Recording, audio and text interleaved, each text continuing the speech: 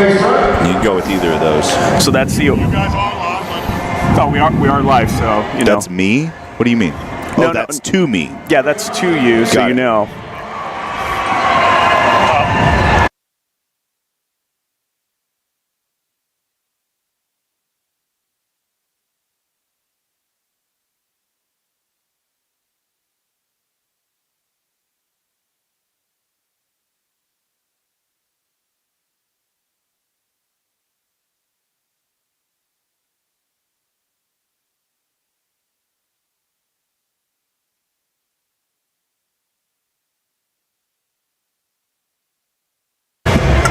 Welcome to the Pro Strongman League 125kg Championship. We are here in Irving, Texas at the Irving Convention Center, Las Colinas. Sumner Hay is my co-host today for today's live stream. Sumner, thank you so much for joining me. Absolutely. I know you originally were supposed to compete today, so I know this is like a second tier job you wanted to have today, but I'm so glad to have you here today. Yeah, absolutely. Happy to be here. Big step down, but you know, I'll bear with it just to, be here. It's only a step down because you're working with me, right? Yes. Oh, yes, sorry. I knew it. I knew it. You're one of the few co-hosts that I've had that I get out-angled by no matter how hard I try. So we are dealing with these athletes that are at 125. We talked to them a little bit earlier. It seems that you were going to be the only one that was going to actually have to do any kind of real cut. By cut, I mean a few meals. Yeah, it would be a skip breakfast and whatnot. I know there were several other guys that were originally committed to this, and for whatever, they're different reasons and had to cancel. But I'm sure there were a few others that probably would have had to as well if they all made it. If you understand what I'm saying. Yeah. So 275 pounds. You said this morning you woke up at 280 pounds. We haven't seen this division at a Pro Strongman League. This is the first time. And then we don't really see it on a regular basis because it seems to be that tweener between the 105s and then the open division. Yeah. It's there's a huge gap between. All right. We're good. We're actually going to start talking about all the athletes. This is actually our first athlete that's going to be on the vlog event. This is Joey Zatmary. Now, Sumner, you were talking to him earlier. This is his first strongman competition in I think 2.5 to 3 years. About 2.5, 3 years. So it'll be good to see him out here, kind of knock the dust off. Next we have Tyler Calabrese.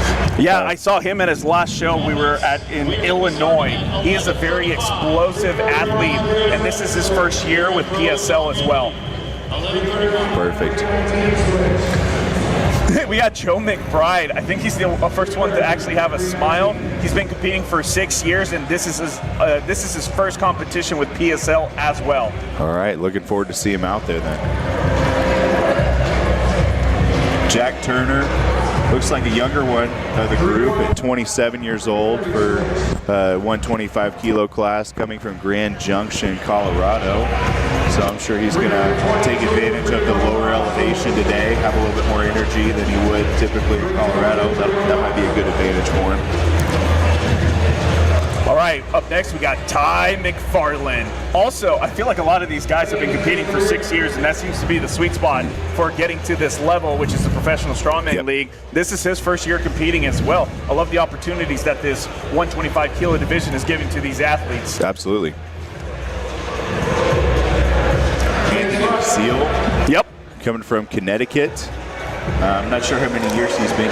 6 years competing too. Yeah, that's 6 years. That's that kind of that sweet spot for these guys. Absolutely. All right, then we got Nick Hine, who this is actually his second competition with the Pro Strongman League, where he got third in the 105, and then he decided to jump in with the bigger boys today to compete today. I guess it wasn't heavy enough for him in the 105. Yeah, it definitely wasn't heavy enough. Had to jump up and give himself a little bit more of a challenge. All right, Chris Harrison coming to us from the United Kingdom. 6 years competing again. Yeah, we're excited to have this guy out and see how he does.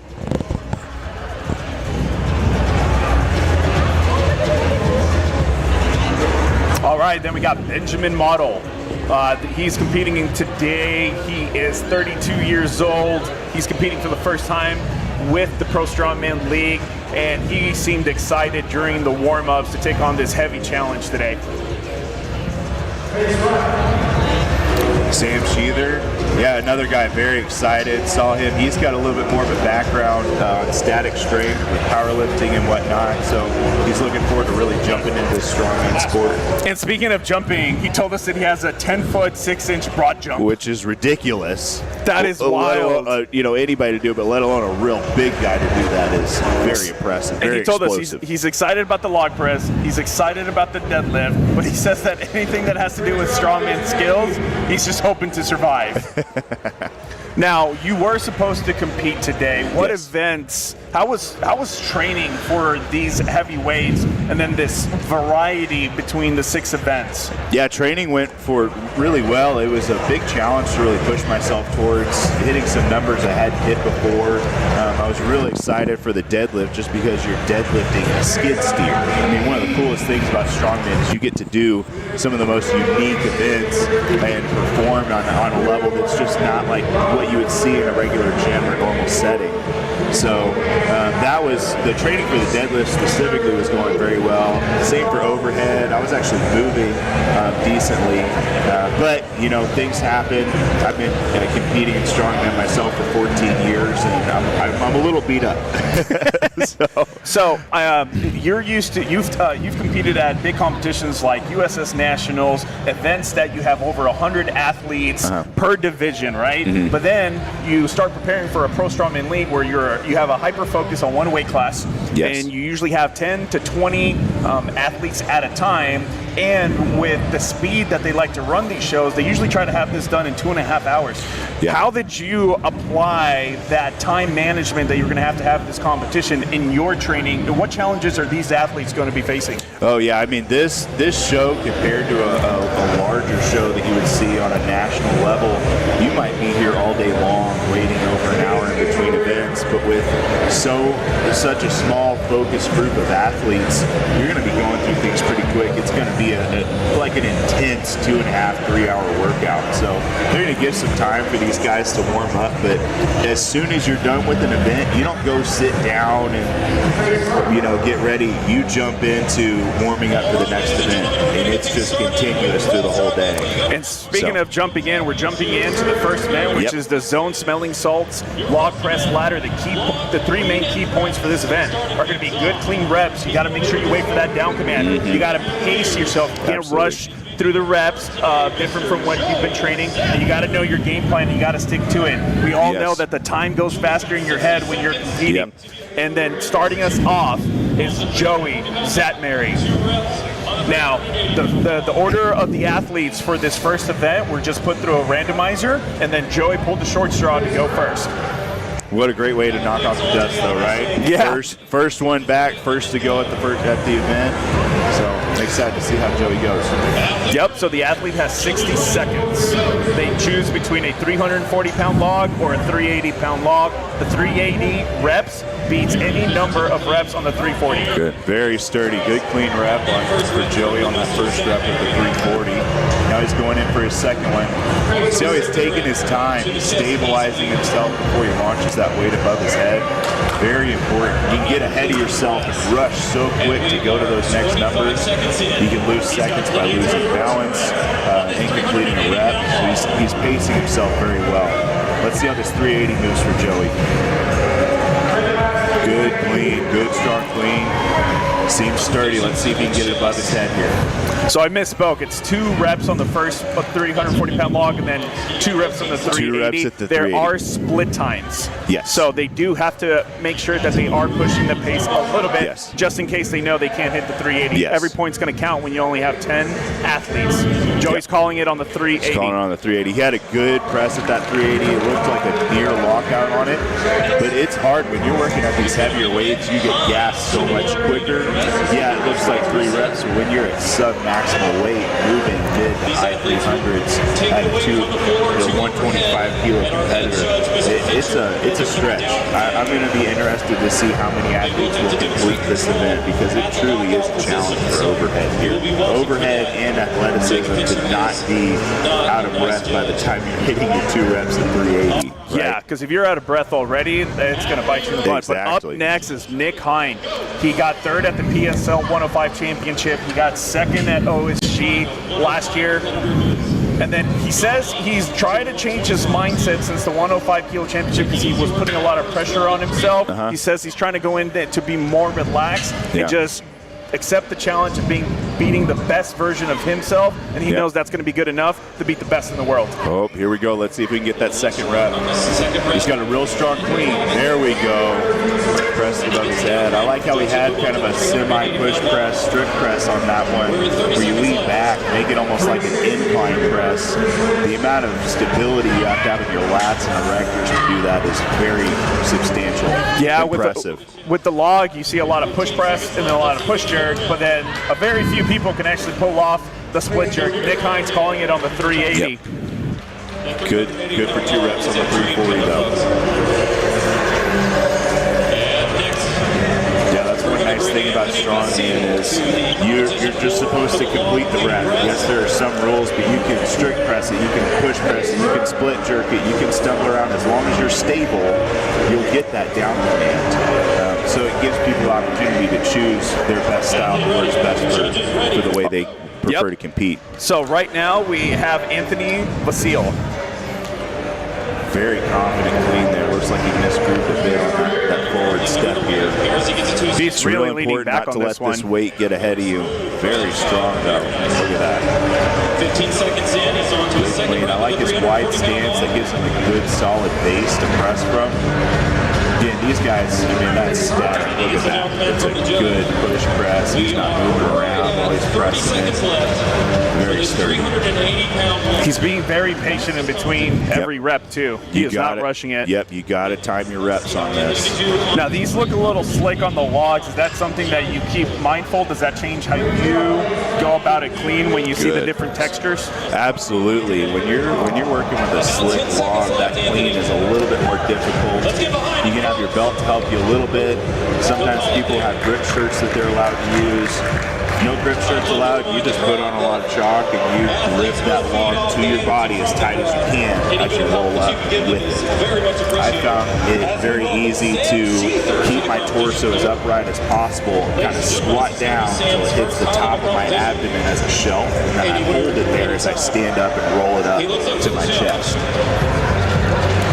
All right, so fortunately, one of the good things about having a competition where it's only one weight class, there's not a lot of weight changes, but we do want to make sure that everything's nice and tight for the next athlete. Yep. And our next athlete, Sam Sheather. And if you guys notice, they've got 2 clips on each side to keep these weights stable. When you're moving them around, they're going to get knocked loose no matter how tight you get that. Nowhere. Let's see how Sam does. He said he loves I think pressing. he'll be the first one to get the two on the 380. Very fluid, clean, and press. Let's see this again. He's not even moving around with his feet. You see that? Yep. Clean. Pressed just it a little bit. Just strict pressing that was impressive. So Anthony earlier he asked for the time, but when he realized it was only 10 seconds left when he was going to go for that second attempt, he just decided to call it. So on average, how much time would you have given? What were you planning for on your reps? For the log press? Yes. Let's see Sam do this, and I'll give you a quick comment on that. Look at that. He got that 380. First one to get the 380 log, calling it 1. That's impressive. I'd say for myself, I'd like to give it about 10 seconds or so for the 340. So I'm at about 25 seconds, and then to go to the 380, I've got enough time to at least get 1 rep. 380 for me personally would have been a 15-pound overall PR, and would have been a big push. So I would have been ecstatic just to get 340 for 2 and then call it a there. That would have been my plan at least. All right, we got Ty McFarland up next. I've always been curious when I see guys like him with the big old beards, if that ever gets in the way during pressing events like the Axle Clean and Press or the log. Is that why you rock the mustache instead now? Well, I go back. It's just too hot for a beard, honestly. But let's see if he does it. Usually they just look up a little bit more and it doesn't catch that beard because it hurts. It looks looks like a little bit it's more a little leg drive. bit lower on his chest than it would optimally need to be. When you're doing a log clean and press, you want to make sure you're standing up tall. It's sitting on that upper peg, and you're supporting it well with your back as well. Yeah, I like how smart he was, where he's like, I know I'm not going to get this weight. I'm not going to waste energy. I'm not going to risk injury.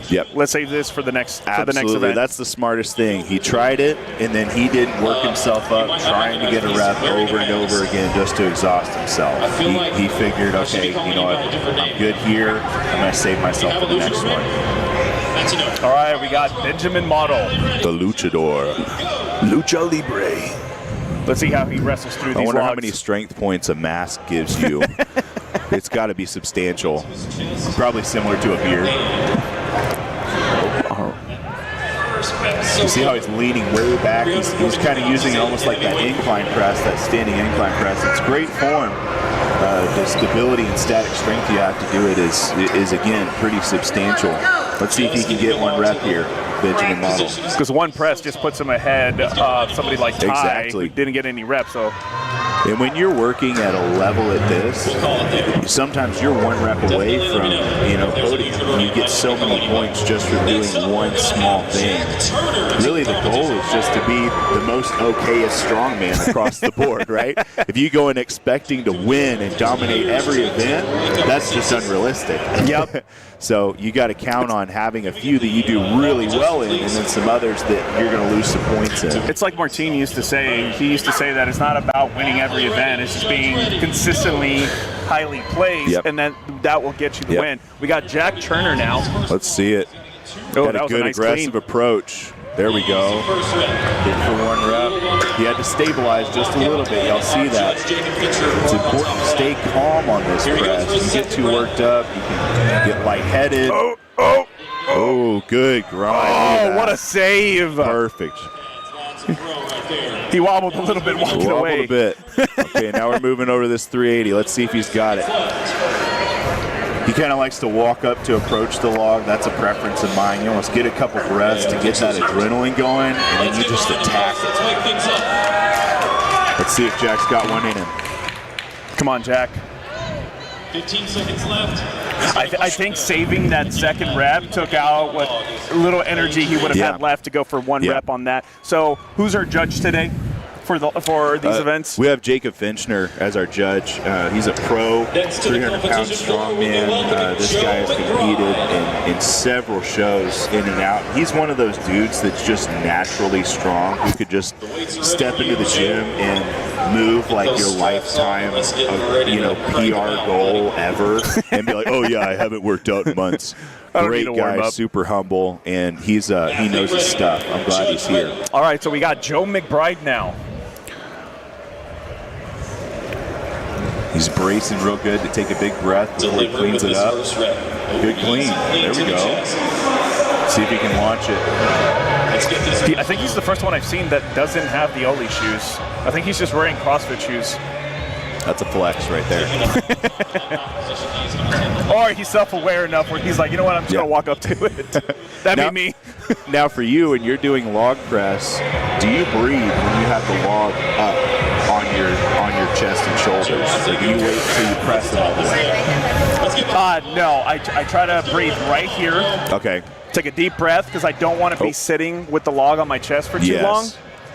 Because that's just wasted energy. Yeah, that's the hardest thing. I see Joe's trying, on his first rep attempt, he was standing there for a while, and sometimes it's hard because you're between trying to stabilize to launch that weight and gassing yourself out. So you have to make the decision almost when that log's in your lap of, hey, I'm just going to go for it sometimes, because you lose that oxygen real quick. All right, we got Tyler Calabrese up next. He's a very explosive athlete. I think he for sure should be able to get to the 380. Let's see. Good clean. Look at that. He leaned forward a little bit. He also doesn't have the Oli press. shoes. He gets the down command. He's got it, though. We're going to get a second one here. Good. Oh, my goodness. Very good. I think those are the cleanest reps we've seen so far. He did on the those 340. pretty quick, so he had enough time to play with this 380 log. Let's see. Big breath. See how he's he's bracing before he picks that log up and holding that back position almost as he rolls it. Almost. It got a little bit in front of him. If he gets one, that's huge points. That's tied for first at this point. 20 seconds left. All right, he's got 20 seconds. Plenty of time for one good rep here. I love his picture up on the behind him. You can't see it right now because right now we can only see the zone log press medley, but we'll get a shot hopefully of the whole thing here after this attempt. So close. He's got it so close. So close. So what do you think happened there when he missed it? Was it just ran out of energy? It looked a little bit like he almost pushed himself behind. A little bit. the log. I personally do the same thing when I get real gassed. I press the weight in front of me, but also it's kind of hard to tell because this might be Tyler's style. It might look a little bit in front of him, but that's where he feels stable.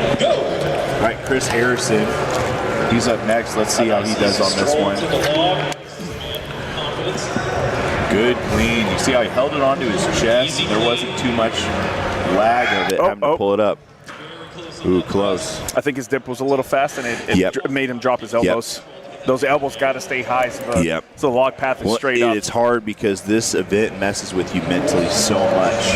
Again, you've got the pressure of that weight. You have that time of, hey, I have to press this quick before I get gassed. And when you're doing the event, he just decided to do a sandbag toss with it. That's impressive.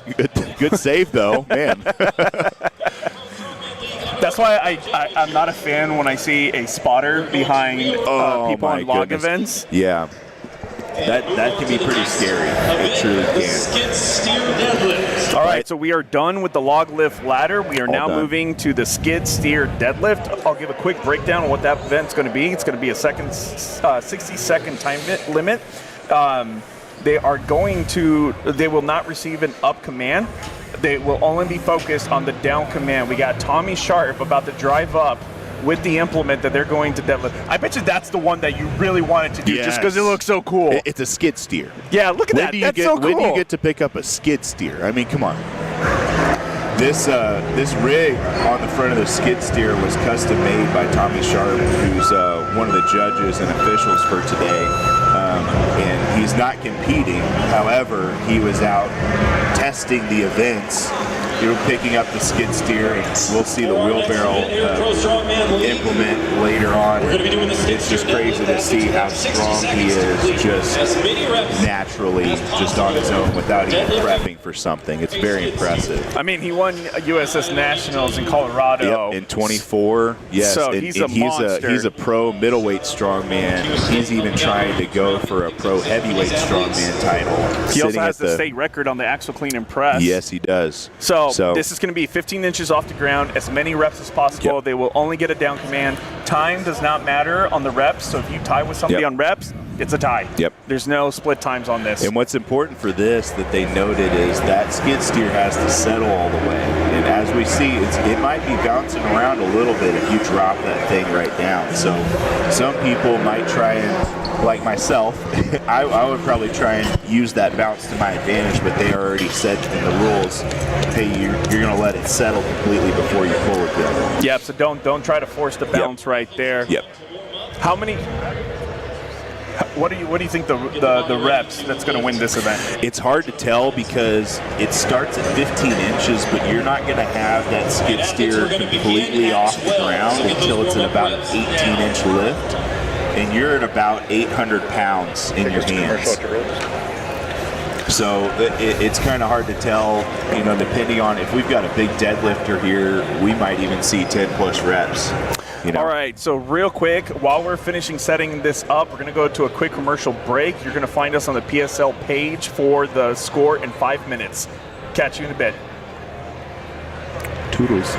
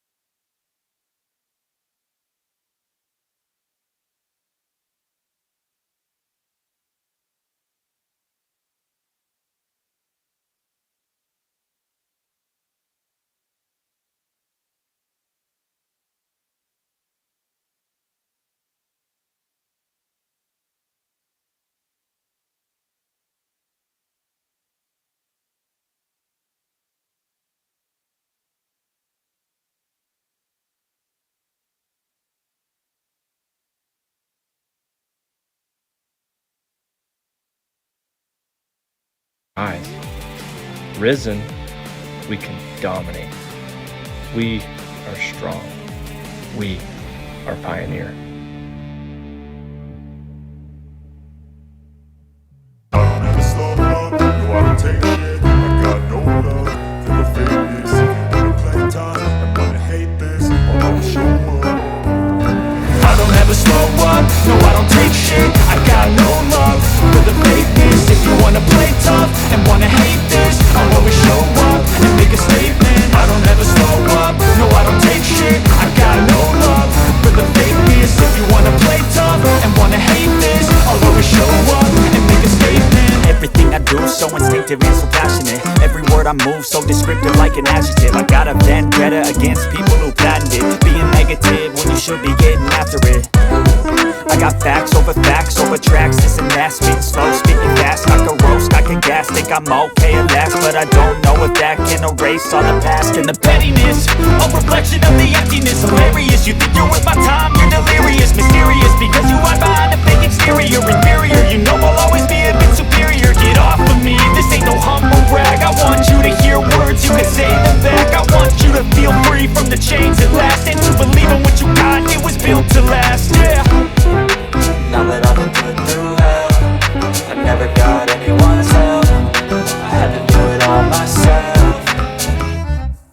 I don't ever slow up, no I don't take shit. I got no love for the fakeness. If you wanna play tough and wanna hate this, I'll always show up and make a statement. I don't ever slow up, no I don't take shit. I got no love for the fakeness. If you wanna play tough and wanna hate this, I'll always show up and make a statement. Gonna learn the consequence of being incompetent. Mental health is confidence, dreams and some honestness. I'm not here to save the day, that's for you to take away. I could play a million mind games, but instead I say something not illogical, something that is topical. Rub it on and watch it go, make yourself unstoppable. Dreams are irresponsible, but they're always possible. If you just believe, you could be so remarkable. Thoughts in my head, a collage and they spread. I'll be great one day, going off of my meds. No, I'm not giving up, no, I'm not giving in. I will make it to the top, taking off in the wind. I gotta make it, I'm saving every day to taste it. I'm patient, but my mind, it can hardly take it. I'm chasing a dream that I've had for several ages. A vacant, modern kingdom for the taking. Now that I've been put through hell, I never got anyone's help. I had to do it all myself. I don't ever slow up, no I don't take shit. I got no love for the fakeness. If you wanna play tough and wanna hate this, I'll always show up and make a statement. I don't ever slow up, no I don't take shit. I got no love for the fakeness. If you wanna play tough and wanna hate this, I'll always show up and make a statement. I don't ever slow up, no I don't take shit. I got no love for the fakeness. If you wanna play tough and wanna hate this, I'll always show up.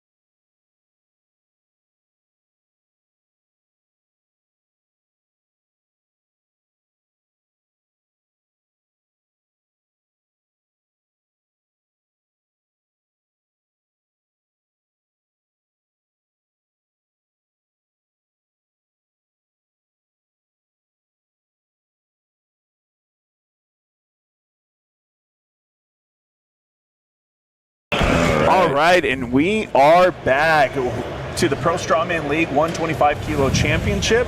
We are here at the Irving Convention Center in Las Colinas. I want to give a big shout out to Battleup Productions, who are putting together the Texas Pro show here and have been a big part of helping us put together this championship field today. Yes. We've had some impressive reps in that log, super heavy logs, because it was 340 and 380. Yep. Real quick, I want to make a comment about our live stream. I see a lot of great comments. I would just like to have clarification on who is Shane Gillis, and I think they mean you. How did that make you feel? I don't know. He's funny. I'm mixed on that because he is pretty funny. He is pretty funny, but you know, he's a redhead. And when the beard's growing out, I do have a little bit of red on the side, so maybe that's coming out. I'm not sure. Your running order will be Chris Harrison will be starting. All right, so everybody who's been commentating on the live stream, thank you so much for watching and participating on the stream. We are now moving on to the skid steer. We are now moving on to the skid steer deadlift event. All right, and we're about to see our scores and on who's going to be going up first. And this was probably one of the coolest events to tell people about when I'd share, yeah, I'm competing in this show called Pro Strongman League. They're like, oh, what are you going to be doing? I'd always start with, well, we're going to deadlift a skid steer.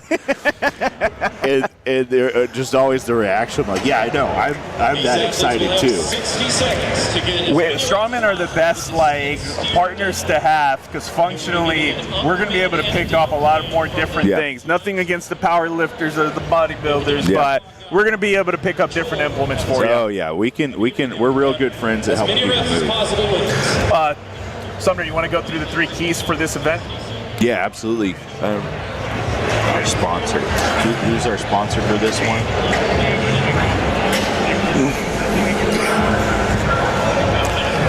We can't see it behind the skid steer. I need a name. Yeah, I can't read it. All right, so real quick, while I circle here. back on the sponsor. Excuse me. So the skid steer deadlift presented by Notorious Lift. Okay, there's 3 keys to this event. Make sure you're set right. This weight is not just straight up and down like a traditional deadlift. You're going to have to get in a specific groove to where you're pulling that bar way back into you, but it's still staying centered. Eye contact with the judge is key. You want to show them that you have control of the weight, and they want to see that too. And then 3, pull at the angle of the implement. I said that kind of in the beginning. It's a little bit odd to pick it up back into you, but usually after you do 1 rep, you kind of figure out where you're supposed to be. You make that readjustment, and then you go. But a front-loaded deadlift, like a car deadlift, which is what this would be similar to, it's a lot more challenging than the side handles you would use because you are pulling back into yourself. All right, we have Chris Harrison as our first athlete. He is going shoeless. He's got those toes to grip the floor. I don't know why, but this made me think of Lord of the Rings. Now, we've been told that this weight is about 800 pounds in hand, 8 to 820. 800 pounds. They have 60 seconds. 1 rep. That was good. They are not allowed to bounce it, so that implement has to be completely still before they're allowed to go back up. Yep. You see how it's bouncing a little bit? He's got to wait for it to get steady. Regrips and goes. There we go. Perfect. Chris is getting up commands from the judge, but the skid steer stops shaking. And he gets that up command. I think I see another Hey Brother back there behind Chris Harrison. There are many of us. 30 seconds in, bud. 6 in total. There's 6 in total, Hey Brothers? 6 in total. 1 sister. All right. Once those reps dry up. Let's see if Chris has any more in him. He looks pretty comfortable on those first He's got few reps. 15 seconds. 15 seconds. Enough time to at least get 1 more out there. Let's see if he's got it. Oh, close. That lockout point where he was at is when he was taking the full weight of the skid steer. That's the biggest challenge. So I have a strategy question for you. When you hear the MC, in this case Will Yeager, say you've got 15 seconds to go and you know you don't have that much energy left for maybe another 1 or 2 reps, how hard do you fight for that 1 or 2 reps, and how much are you thinking maybe I should save something for the next event? Because the deadlift event, I feel like, is the most consistent event that wipes you out for other events. Absolutely. Let's see Benjamin go on this one, and I'll answer that question for you for sure. There we go. The luchador, 1 clean rep, very stable. Look at how he's setting it down. He's not having to worry too much about a bounce. Very strategic, so now he can get into a groove and just crank out these reps. I feel like this definitely benefits the shorter athlete. Oh, yeah. He looks very comfortable in that. And it's coming off the ground. No, it is coming off the ground. You can see daylight on the other underneath the tires. I know at the angle that we have the camera, that front right tire, it kind of looks like it's still touching the ground, but I promise you it is coming off the ground.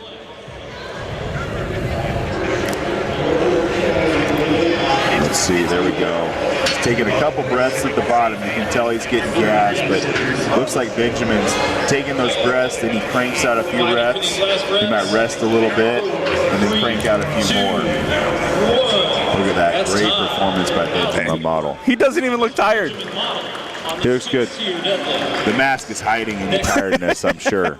So strength points too. It's hiding the tears. Yes. What question did you ask me about so, the lift? How much effort do you put into getting that 1 extra rep with? Yeah. Okay, last 15 seconds.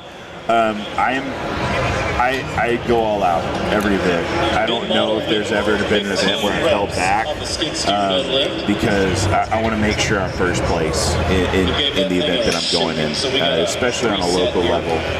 So if I hear I've got 15 seconds or so and I'm tired, I take a couple deep breaths just to get that adrenaline going again, and then if it's deadlift, I'm cranking it out as hard as I can. All right, that 15 seconds says, okay, we've got 1 more. So we got Ty McFarland up next. So currently he would be positioned in 7th place after the first event. Okay. 8th. There we go. Good rep for Tyler. He is definitely one of the taller athletes when it comes to today's events. There we go. Get a feel for it on that first run. And as they get comfortable, Perfect. And you guys can't see, but there's a decent crowd of people who have stopped at this expo to watch because you don't see someone pick up a skid steer every day. This is amazing. It truly all is. the encouragement and support you can give them from the crowd goes a long, long way. And if you're, hey, Cooney Strength, we'll get you the score sheet in just a second. It'll be posted up also on the Pro Strongman League Instagram page. And we'll have it up here in just a second. Yep, go ahead and give them a follow. You'll be able to keep track while you're watching this live. Real easy. Plenty of time to get some more reps. It's Pro Strongman League. Maybe we'll call it there. Oh, he's calling it. Okay. Great job, Tom. I thought he had more time. For Ty on the skid steer deadlift. Huh. I guess he knew that he didn't have any more reps. Yeah, and I've been in that position too. You might have 10, 15 seconds left and you know you're done, then okay, I'm calling it there. But if I feel like maybe I could get one, that's when I'm going for ahead and it. get strapped in. All right, we got Joe McBride up next. But 60 seconds, again, feels like a real long time when you're in the moment. You're like, goodness, are we done? Then they say 30 seconds left. Let's see how many Joe has here.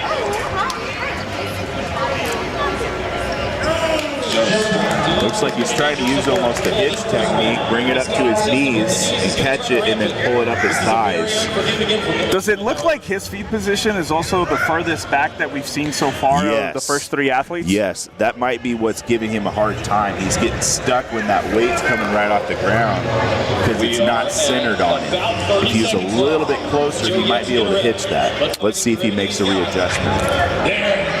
Yeah, I could start seeing the difference on the key factors that you're talking about earlier, that if you don't have the right, if you're not pushing off the right angle on this, you're just making it twice as hard for yourself. Yep. And it really is a feel. You have to get your hands on and implement something similar to see how it's going to be for comp day. If you don't have the opportunity to, it can be a challenge come game day. How are you training this? So for this one, I was just working on a regular deadlift, and I was planning to go in and practice with a front-loaded car deadlift at about, a week past where I actually tore my hamstring, and at least get a couple reps in just to get the feel.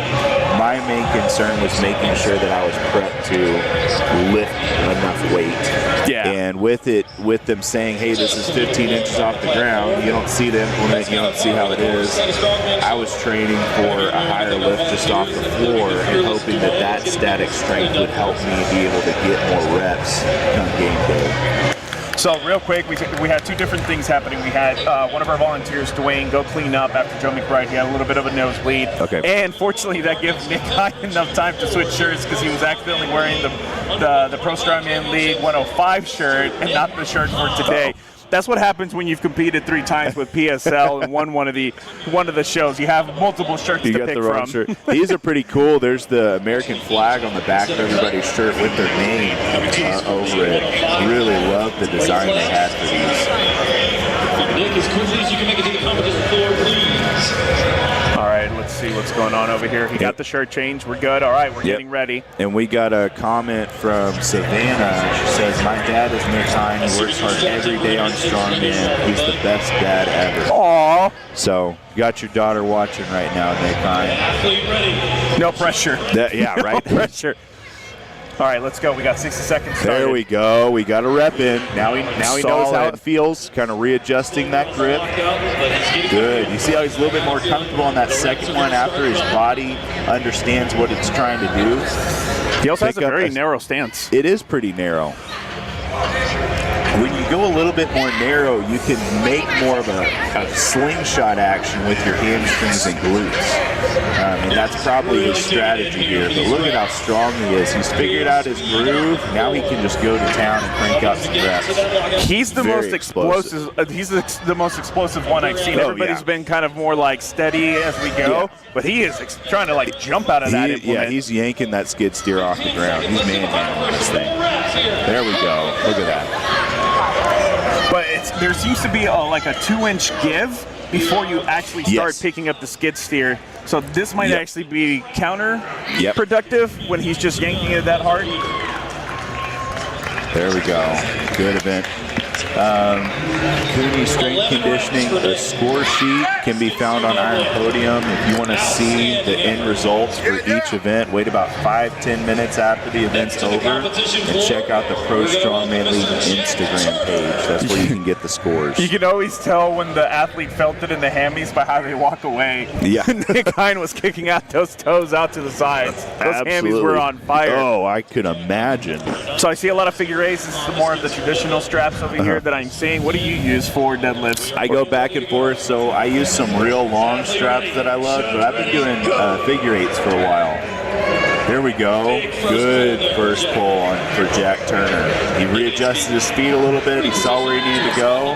See, again, after you get that first rep, you can readjust and make those second and further on reps a little bit easier for yourself.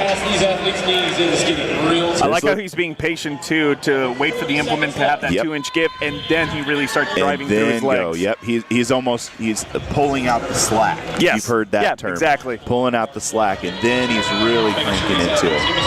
Because sometimes he's calling it there. Looks like he's playing it safe, got the points that he wanted, and he's going to save his energy for the next event. All right, it looks like Joey Zatnary is up next. He took a break from competitive strength, competitions. Competing. Because of a new family addition. Yep. And did you personally see a dad strength booth after your kids were born? Absolutely. So let's see Joey go, then we can talk about me. Here we go. Now it looks like Joey again. He's a little bit further from the bar. Yeah, he's definitely further back. He's forward just to readjust. Let's see if he can get one. See, there we go. But he's strong enough. It didn't matter. He must have threw it, but he did scoot forward after that first pick. Now we can just crank him out. Now he's in a groove. He knows where he needs to be and what he needs to do. Let's see how many Joey has here. And what's unfortunate is that like you don't have two skid steers one to warm up with and one to compete in. No. So the athletes were warming up with a traditional barbell Yeah. that was put on pads to recreate the 15 Yep. inches, but that doesn't replicate the angle that you're going to have to lift this. Yep. And what's pretty funny is these guys are warming up. They probably get to the low 600s to warm up for this event, just to give you guys a good idea. They're pulling people's lifetime PRs just to get ready to do this. Shots fired. I'm working hard on it, okay? No, that was not towards you. Not towards you. All right, who do we got up next? Tyler with some old school lifting straps there. I like that. All right, Tyler Calabrese. Here we go. See, Tyler's getting cranked in. He's getting ready to go. Imagine the pictures that they're going to get from the photographer for the show today, Hannah Oh, yeah. Coldiron. This is the one that I would want for my new profile There picture. we go. Nice and smooth, being patient. Good. He is very patient on that pull. It slows down, but he just sticks the course, brings those hips forward. He's not afraid to let his hamstrings and glutes take on that weight. Very strong. Steady, deliberate. What does he have wrapped around his shins at the bottom? I can't quite tell.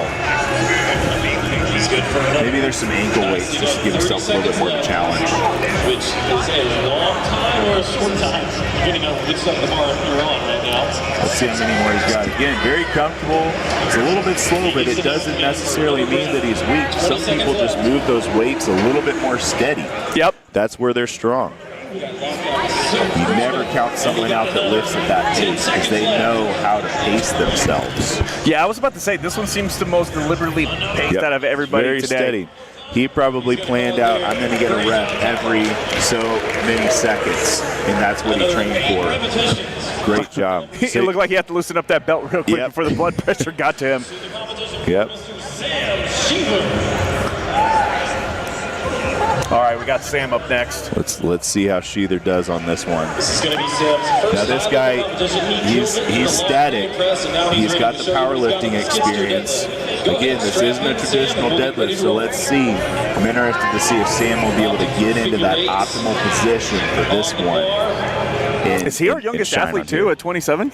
We've got two 27-year-old competitors 27-year-olds. right now. That's pretty young for this sport. Look at that this level power. too, yeah.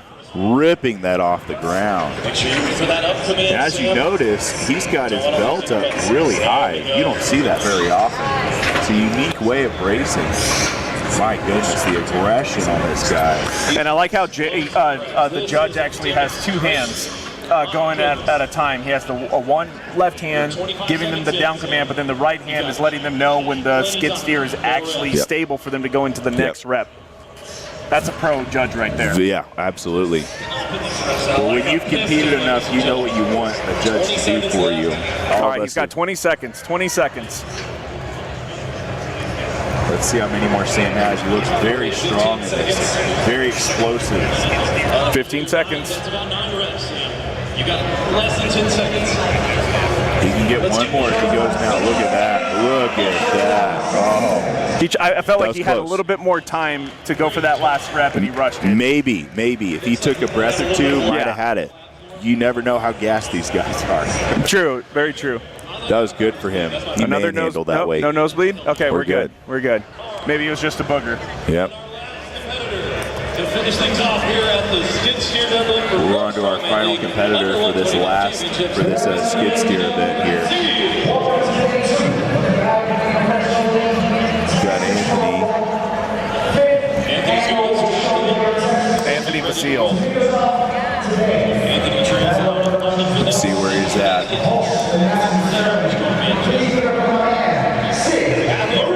He's ready. Let's go. Good, clean rep. He's the last athlete of today, which means he did the best on the log event. That's right. He knows the number to beat. That's the advantage of going last. Some competitions are structured to where if you finish first in one event, the next event you get to go last, so you know what it takes to win. This one, they're randomized. Is that right? The first event, it was randomized. Now it's they were placed going out. in reverse Okay. order of the first event. Okay, so now he knows exactly how many he needs to win. And it's minimum double digits Yeah, exactly. to be in the top tier. Again, lifting a skid steer in the double digits.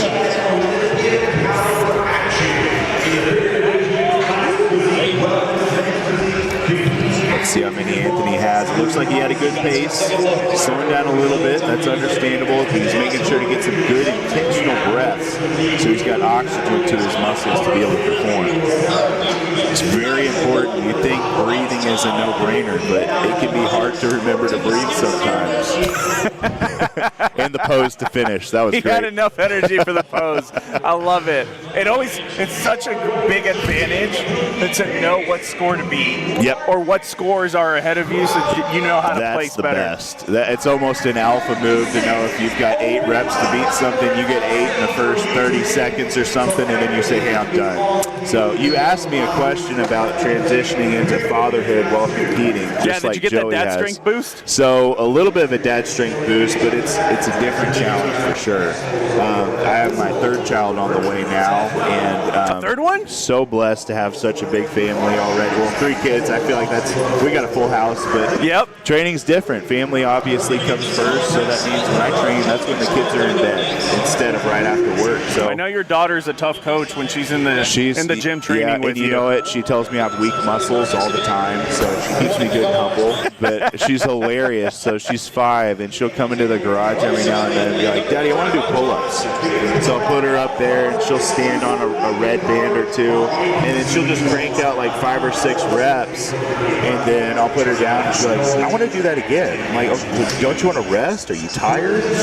She's naturally pretty strong for a little girl. But yeah, it's different managing a family while competing because you have to dedicate time to it, but you have to really think about what's more important. Like, yes, competing is awesome, it's a lifestyle and everything, but your family's forever. Yes. And so balancing that and putting something that was first down to 2nd, 3rd string because you have a family can be a transition for sure. But I'm very thankful to have a supportive wife that allows me to still compete. I have a garage gym. That's a huge pro. That's a huge advantage. I just go step in there. That was a transition because home is where you rest, right? So to amp myself up to do something heavy or impressive or to challenge myself is a little bit of a learning curve for sure. But I'm thankful to have that to continue on in strength, but also to just enjoy having a family, have them come be a part. All right, so we're breaking down the skid steer strength deadlift event, and now we are getting set up for the Pioneer Super Yoke event. Let's break down the rules for this one real quick. This event will be laser timed. In other words, there's going to be a laser at the beginning and there's going to be a laser at the end. That's what starts and stops the time. So there's no room for human error. This is the first competition in strongman that's actually using these laser timers. The timer doesn't start until they break until the laser gets reconnected from when they were standing at the beginning, and then it stops the second they cross any part of that laser at the other end. So the yoke will start 2 to 3 feet behind the yoke. Athlete will then pick and carry the yoke 40 feet down until the athlete crosses the line. Unlimited drops allowed in this event, but there is a slide penalty, and it is 6 seconds, which is the biggest penalty that I've heard at any competition. Oh, man. And I feel like that one actually makes a difference versus like a 2-second penalty that you usually hear at other competitions. Yeah. Well, and it makes so much sense because you're on the slick concrete, and things can slide around here pretty easy. So it's important to make sure that, yes, you're moving, but you're also stable to, if you do lose your balance, to be able to. So looks like we're going to go to a commercial break, and we'll move on to our 3rd event. So we'll see you guys soon.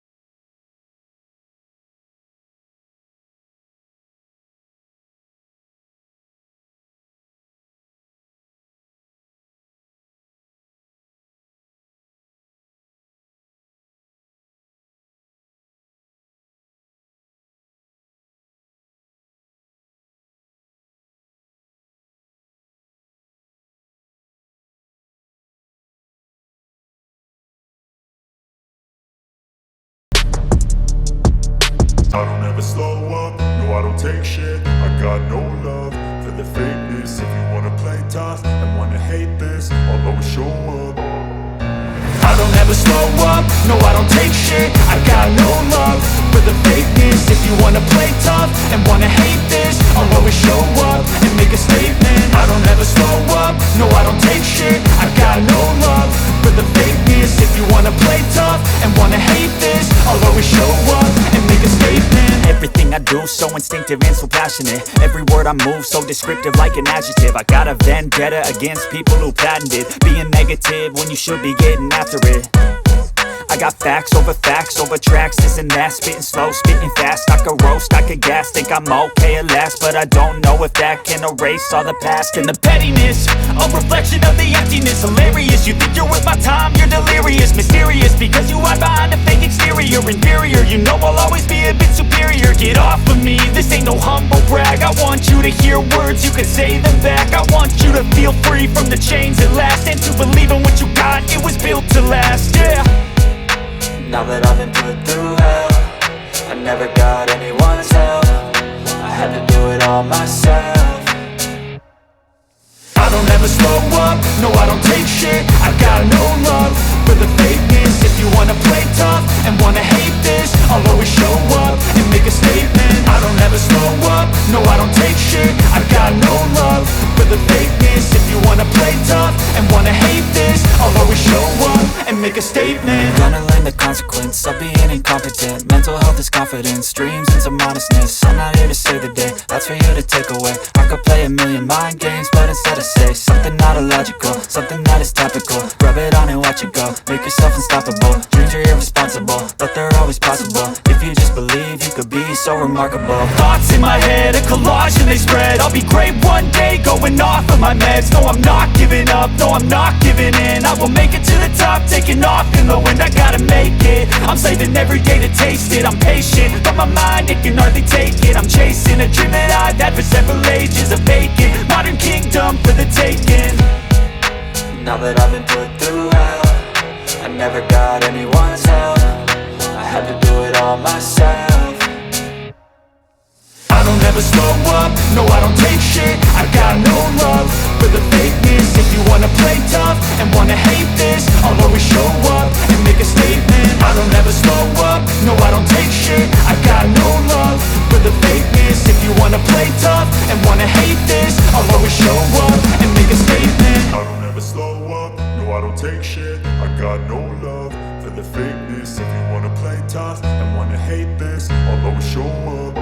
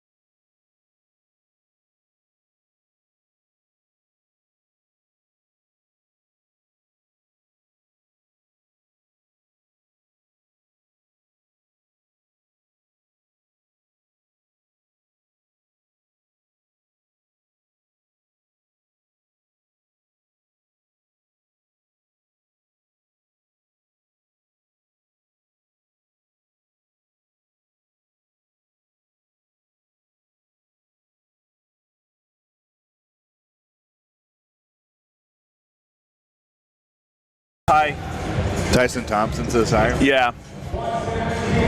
Tell him I said get back to work.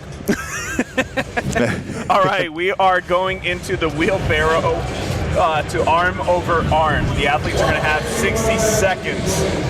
This event will be laser time for splits and finish time. Athletes will start on a line 2 to 3 feet from the wheelbarrow. Once time starts, we'll pick and carry the wheelbarrow 40 feet down until it crosses the line. The front tires of the implement have to cross that white line that you'll see on screen. Yes.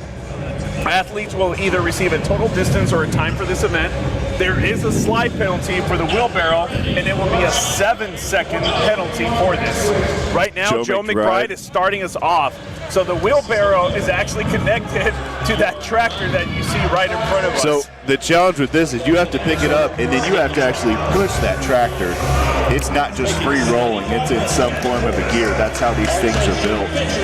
So let alone picking this implement up and then having to push it is a true feat of strength. Joe's doing a great start to this.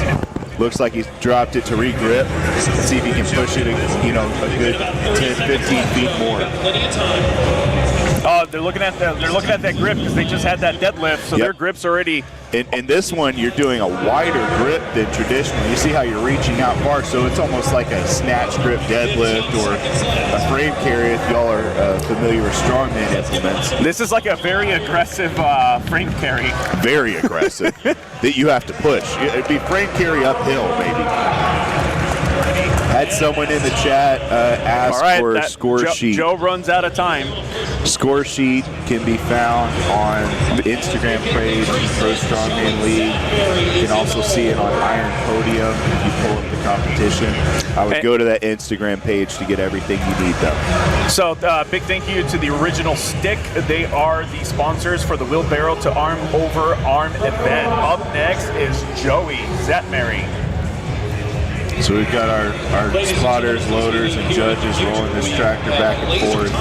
So if the athlete can complete this first wheelbarrow as part of the medley, they'll move over to the other side of the tractor where you can't see, but there's a tire that they're going to pull with a rope. And one of the loaders, actually my younger brother Sutton, will be sitting on the tire as extra weight.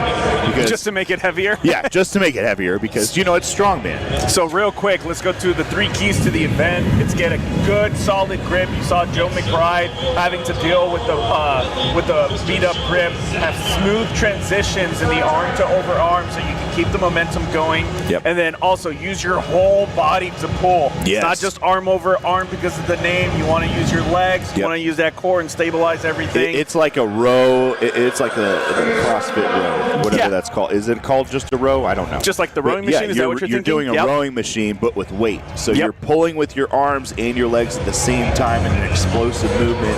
You're going back forward fast to re-grip, and then you pull again. Looks like Joey Zatzmary's getting ready to go here, waiting for his cues.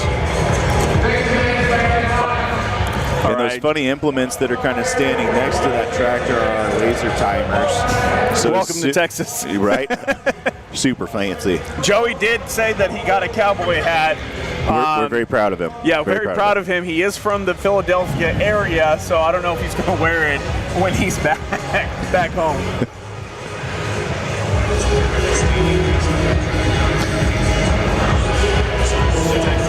All right, we're getting set up. We're double checking everything.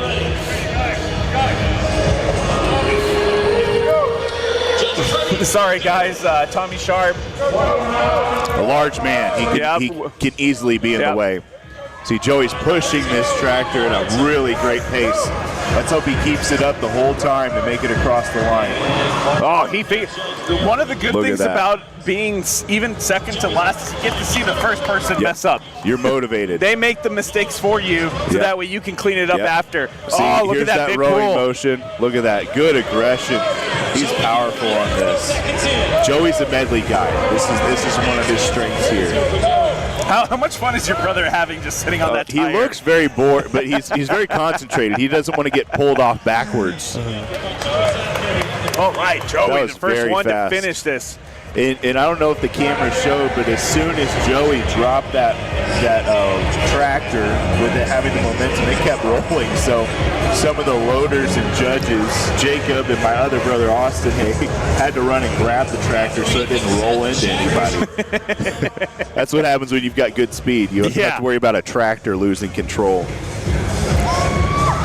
Yeah, these judges and loaders are going to be put to work on this event. They're going to have to roll this tractor back every time.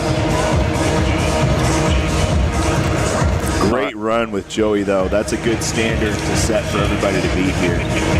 Next, we've got Turner getting ready as everything's lined up. They're making sure that tractor's lined up perfectly. And again, we've got these special laser timers here. So they're lining up the tractor with those timers.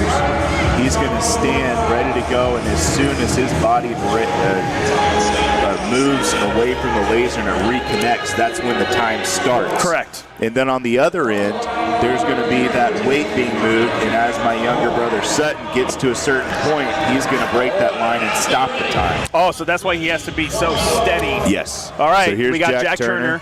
He picked it up. Now you got to push it forward. Got to build that momentum. He's got small, quick steps, which is very important when you're moving. You go small, smooth quick steps fast. first. Yes. Yep. And then you pick up your stride. When you try and make a big step, that could be the biggest challenge. You'll lose your balance quickly. Very steady on that. Now Jack's running back. Let's see if he's got a good transition here. And again, you're in that rowing motion. Oh, he had a little misstep there with his right foot. He slipped on the 2x6. He's good. He's doing a good. He's got a good pace here. Sutton's holding on. Looks like he's having the ride of his life over here. And as he breaks that line, you see that? That's when it hit time. Now these laser timers are really neat because it removes human error. None of us are perfect. If someone's does not have their full attention on that athlete, they might miss, and it could be tenths of a second, which doesn't seem that much. But sometimes you win off of tenths of seconds. Because that's points. And that's one of the things you'll sometimes notice when you're looking at other shows, and then you're wondering how quickly was that clicker hit, and that could be the difference when, especially when you're questioning. Yep. Yep. And I've had it where there's a delayed click, or it took forever for the judge to call a down call, but I waited to say something because I wanted to see how they judged everybody else. If it was consistent, left it at that. And by the way, guys, please remember that thank you for everybody who's commenting on the live stream. Tyson, you're the goofy one. You can't even behind the neck press more than 320 pounds. And then you have somebody that's actually strong, Brandon Burley, who obviously has great taste with his comments. And just don't forget, my co-host here is off-brand Shane Gillis. Shane Gillis now? it was Walmart version of C-Bum. Now I'm Shane Gillis. I think that means your bulk has been too strong. It probably has. I need to get back to work. Probably implement some cardio. Don't do too much except for reps over 5. Yeah. So again, a big shout out to Battleup Productions, the ones that put together the Texas Pro Classic that's going out on here for helping PSL put the 125 kilo championship together here. We got Chris Harrison getting set up. He's clarifying instructions and rules with Tyler Purdue. Yep. I walked up to Harrison because I noticed his chalk isn't white, so I asked him if he got ground chalk on. Turned out to be a specific brand, but he chalked up thinking another event was happening, so he had to readjust to get ready for this one. Let's see how Chris goes. Good strong pick. Look at those slow, steady steps to get started. I like how he corrected himself. He was trying to take bigger steps, but then he corrected it. Now with that tractor rolling, he might be at risk with a 6-second penalty on there, because if you drop the weight and it rolls, you have a penalty. Oh no! Looks like his grip is good. Oh no, that's the. He keeps looking at the right hand. Yeah. When you tear a callus, it's so hard to regrip because one, the pain. If you're bleeding at all, you're going to be slipping everywhere. Oh, did he tear it? Looks like he's done at that. Oh no. He'll at least get a distance on his score. Yeah. So that's unfortunate. Yep. I think one of the things that a lot of athletes in strongman miss, and I've seen it multiple times just this week alone, is athletes that don't take care of their calluses, that don't shave it down or anything. Yep. And then sometimes they use pumice stone, but all that does is compact it even more. So when it does tear, it pulls even more skin. So strongman athletes, take care of those calluses so they don't cost you points at your next competition or cost you training time, because it is so painful to try to train through torn calluses. Absolutely. I made it a habit. I just constantly picking at mine, because when you tear one, you learn your lesson real quick. You don't want that to happen again. It never feels good. All right, looks just to let you know, the comments are giving a lot of love to Team U Shane Gillis. So congrats, bud. Okay. Oh, now I'm Team U. Okay, great. Thanks, guys. Thanks so a lot. we got Ty McFarland coming up next. He did pretty solid over there on the deadlift event. He sure did. He sure did. Now let's see what build up some speed. Come on, see, shorter there we steps. go. Now there he's got you some go. steps forward. Yes. It's almost you pick it up and you're trying to figure out how the heck do I move this, and then he gets going. He's good and steady. Can you see? Real good and steady. All right, and I did just see his hand from earlier. It looks like he tore the callus right underneath the ring finger. Oh, no. There we go. Setting it down. Good.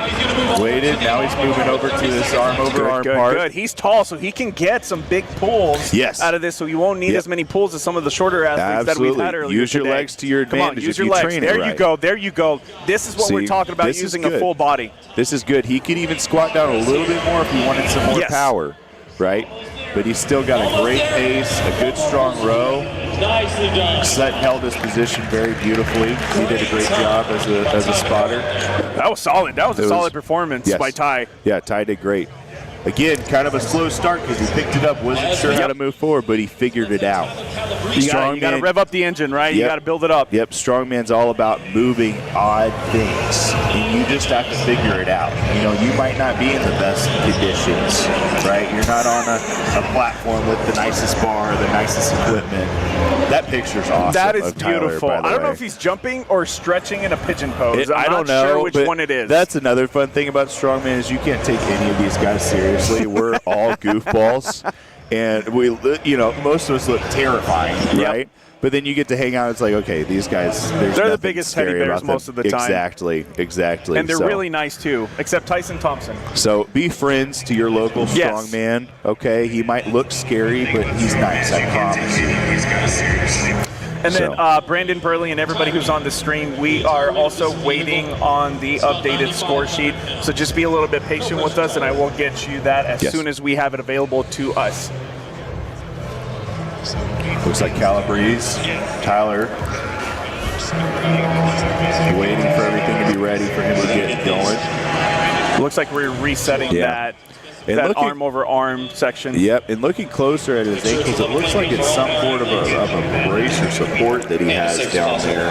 Not necessarily to nurse an injury or anything, but probably for just added stability around his ankles as he's moving. Because your core is on fire. Oh, never mind. Knee sleeves. Knee sleeves. Wow, okay. So you can obviously tell we don't really know what we're talking about while we're sitting here. I think he just doesn't want to take him off, and that's a good strategy, so he doesn't have to. Okay. Yeah. He's set for every event. I was like, wow, what is that? Now that makes more sense. Athlete ready. Judge ready. Let's see Language, Tyler go Tyson. on this one here. Language. This is a family show. All right, so we got Tyler Calabrese. Oh, he's solid right now. Oh, he looks comfortable in this. He's good. He's very comfortable. He gets the drop command now. So remember, it's the front tires. We do have people catching the tractor back there, so please don't think we're just letting it roll into the audience that's back there. There we go. Oh, look at that. That's great speed. It is a total body movement. Tyler's doing great. Now, when you're getting to this point after doing a carry, you're tired. Your arms are burning. Your legs are on fire, especially from pushing that weight. So to have the endurance and your hands. The hands, great point, because you're on that wider grip stance. It's going to be harder on your grip alone, and then you're having to grip a rope. I mean, your hands get pretty beat up. They get pretty beat up. Great performance. And this is only the halfway point for them. Yeah, you're halfway done, by the way. Oh my goodness. All right, we are resetting. Yep, our hosts here for Pro Strongman League are doing a great job keeping this competition on pace, getting these athletes a good time to warm up, but they're not just sitting around waiting. This is a quick show. They're getting things going. With only so few competitors, it's going to go a lot faster, so you have to prepare for that. What would you rather have? Quick competition like this where you really don't have time to warm up just because you're primed the entire time? Or do you like the spacing between big competitions where you take an hour and a half between quick events? Competition, I need my Saturday afternoon nap, so I want to be in and out, okay? I don't want to be there all day at 6, 7 o'clock and we're still waiting. Let's see Sheether go here. All right, let's Look go, at that Sam. strong Let's go, kick. Sam. He was explosive out of that. Sure was. It was impressive watching him do that deadlift. He looked very comfortable in it. So if you notice on the DALD, which is the laser that's measuring the time for these guys, it changes blue the second that they cross, and that's when their timer is starting. Nice. Looks like Sam dropped the tractor, tried to stop it from rolling. We'll see if he gets a Front penalty tire. for that. We're good. Front tires passed. Now you're running back. And it's kind of funny to think about, but you do have to practice Oh no, your the rope is between his legs and going because under. again, you have to think about where your legs are going to be. Yeah, you might have the rope stuck. Now it's getting pulled. How do you get down on the ground? Where are you approaching? Everything. It's important to practice that transition. Do you see he accidentally got the rope underneath him? Yep, I see that. Oh. He's almost there. It doesn't seem to slow him down too much. Yeah. But I bet you he would have saved one pull if that rope had been going underneath his legs. Because the spotter's not able to get the slack out as fast as they need to really optimize that event for him. All right, we got Nick Hine next. Again, very impressive for Sheether with his expertise being more on static strength. He seemed to move pretty comfortably.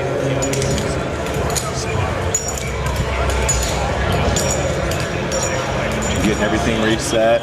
I don't know why, but anything that kind of reminds me of working on the farm, these are the events that I always get excited for at Strongman shows. Yeah. Well, and there's going to be some corn-fed boy that walks up and is like, oh yeah, I've done that before. And then or they tortillas. Yes, or tortillas.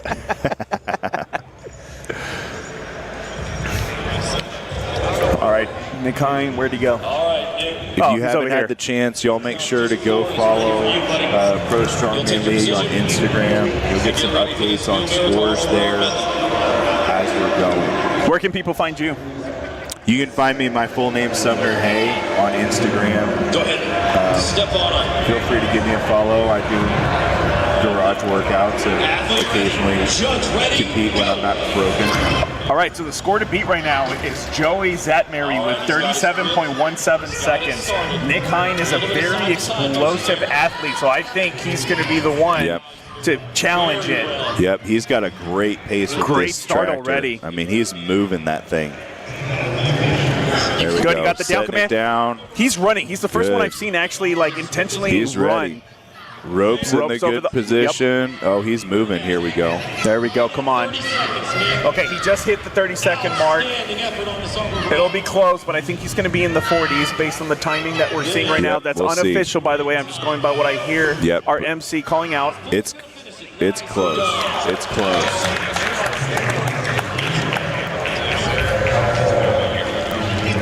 Let's see if we can eavesdrop on that number. Yeah. Maybe not. That was not me. That was not me. Yeah, it looks like Joey still has to lead. Okay. Okay, we got Anthony Vasile coming up next. This one's probably going to take this event takes the longest resetting with the tractor and the sled.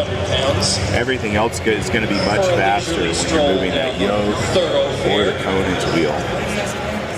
So we'll give these judges and weight guys a little bit of a break. Again, you are watching the original stick wheelbarrow to arm over arm event. This is event 3 in the Pro Strongman League 125 kilo championship. This is the first one that PSL has done.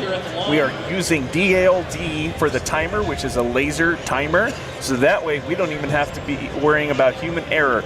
This literally starts when they break the laser and when they break the laser at the end. Athlete ready, judge ready, go! All right. Here we go. Wow, he seemed a little slow on the setup there.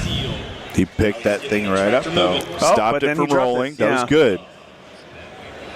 I can just imagine how their back is feeling after the deadlift, especially if you were one of the ones that hit the higher reps. Sure. That's why I was asking you earlier, like, how many reps are you willing to get on a deadlift event when you're starting off with a similar deadlift event in a medley? Oh, man. Again, for me, I'd still probably would try and do as many as I could, but it would really depend on where I'm sitting on the scoreboard. If I can afford to only do a certain amount of reps. But competing against this high level of athletes, I would have had to go all out at every event. Every event? Yeah. You bet it. I mean, these are the best 125 kilo athletes out there. I mean, this is PSL championship for them for the first time. Every inch, valuable points. It looks like he has the strength, but now it's looking like it's just like a stamina for the grip. The grip's moving. Yeah. Vasil's having a hard time figuring out how to get that tractor moving because you're not just picking it up and walking with this thing. You're picking it up and pushing the tractor. And as we go ahead and take just picking it up alone is impressive. Yes. Again, we're lifting skid steers and tractors. And how much was it in hand? I did not get the number for the tractor in hand. It doesn't feel as heavy as the skid steer, but it's still probably in the 600s. Yes, I was going to say 6 to 7. Yeah. All right, we have we got Benjamin Model, aka Ricky Spanish. That is his luchador alter ego. He told us that he just enjoys wearing the mask. It makes him calm, and he says that it comes in every man's lifetime where they have to wear stretchy pants. See, again, you can't take strongmen very seriously. No. We're out here to have some fun and express ourselves, right? Plus, solid, again, good. It's got to give some strength points. He's got the boots for it. Those boots were made for walking. Let's go. And having boots tied up that high can be a good advantage for additional ankle support because when you're moving, you want to make sure you're as stable as possible. This is solid. He's taken the biggest steps that I've seen so far. Everybody else has been short, choppy steps. Good pace. He is trucking. He's moving. Boot power over here. He had a little. He moved to the other side. Okay. But Dwayne, the volunteer with the rope, he adjusted right away. He moved quick. We've got a good volunteer paying attention, right? It's important that your volunteers are paying attention. A little bit more leg drive would help him, but he is solid. He might have a new best time. Great time.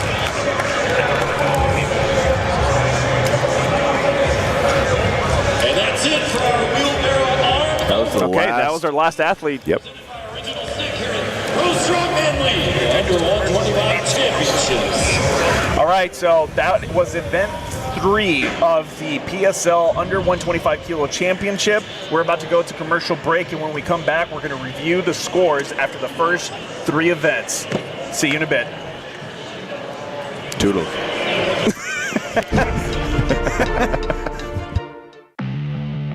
Through our struggles, there are opportunities.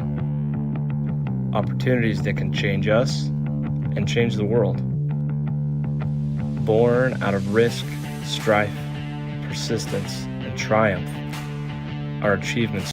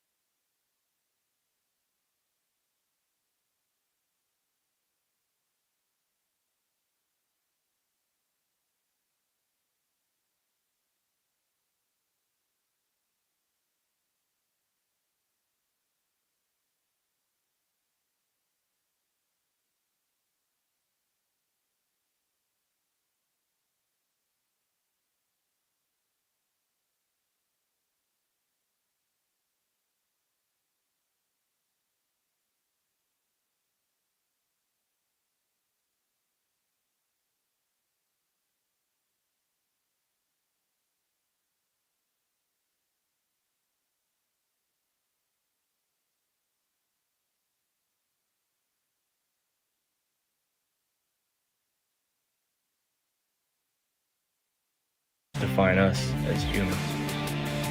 From the bottom, we can rise. Risen, we can dominate. We are strong. We are pioneer.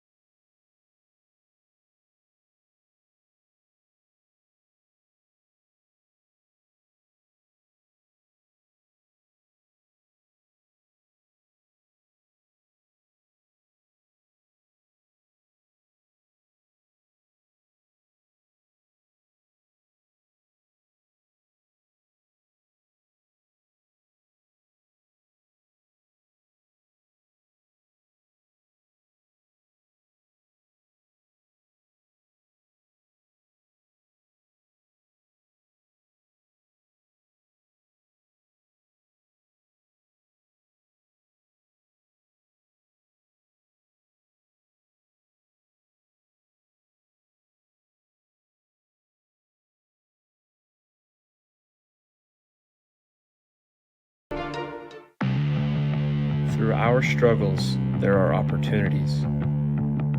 Opportunities that can change us and change the world. Born out of risk, strife, persistence, and triumph, our achievements define us as humans. From the bottom, we can rise. Risen, we can dominate.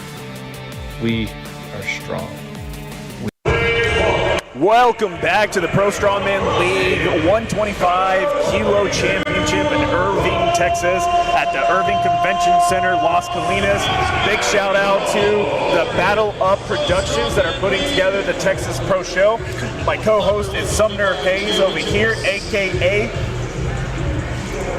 Which one? Great Value C-Bum.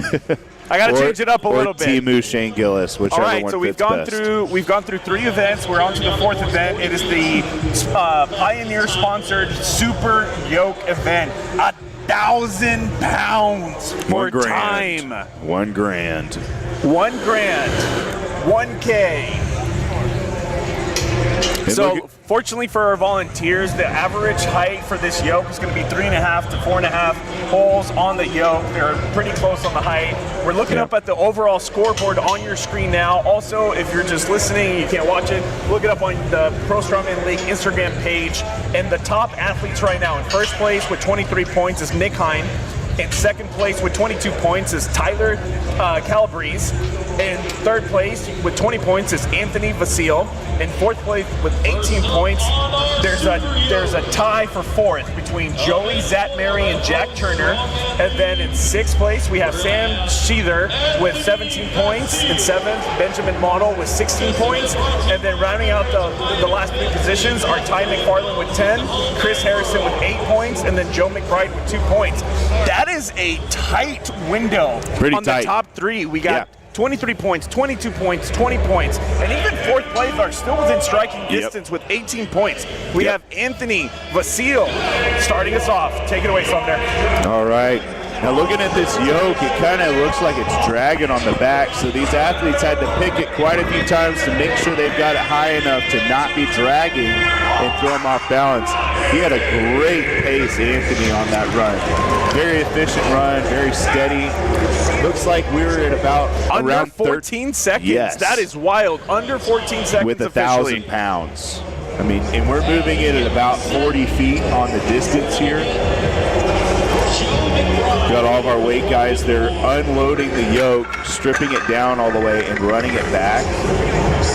And they're doing that because the timers are set up to run in one direction only.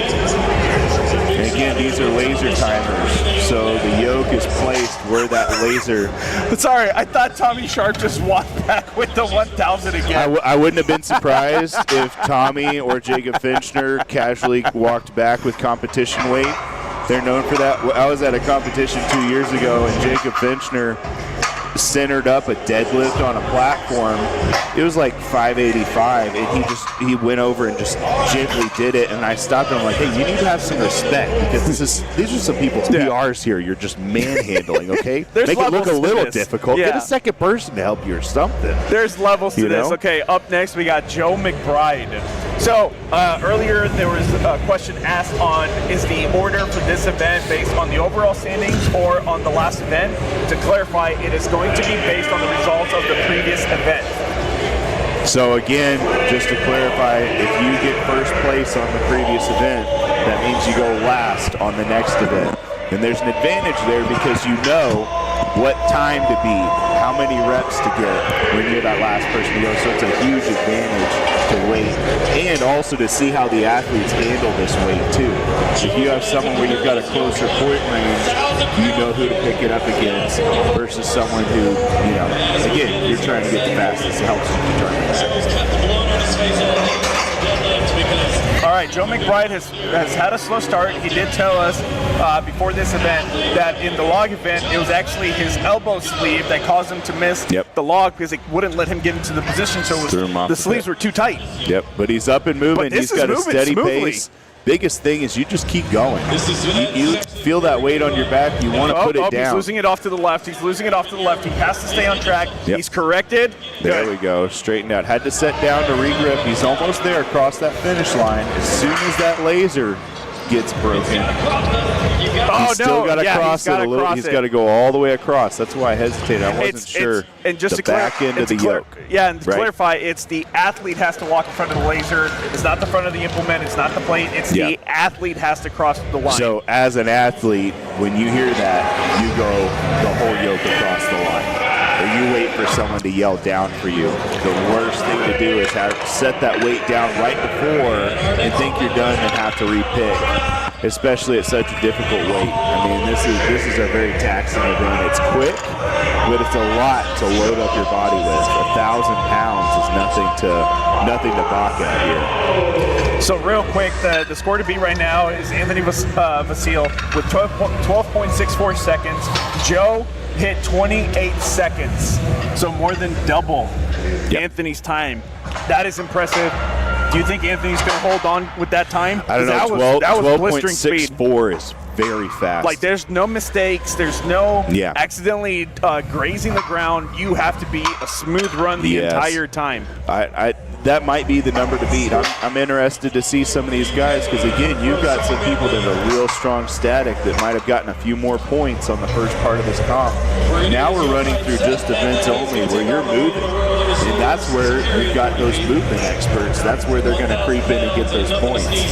So I'm really interested to see the rest of the athletes and how they fare with this movement event and then falling into that Conan's wheel.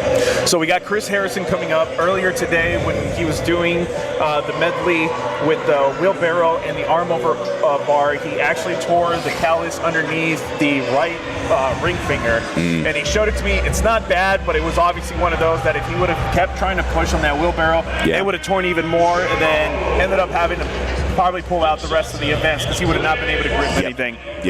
Thankfully, Yoke, you don't have to worry about your hands. Conan, you don't. The Sandbag event is the final a little bit, but you're not gripping a bar. That's what's going to hurt the most. So he's got the worst behind him now.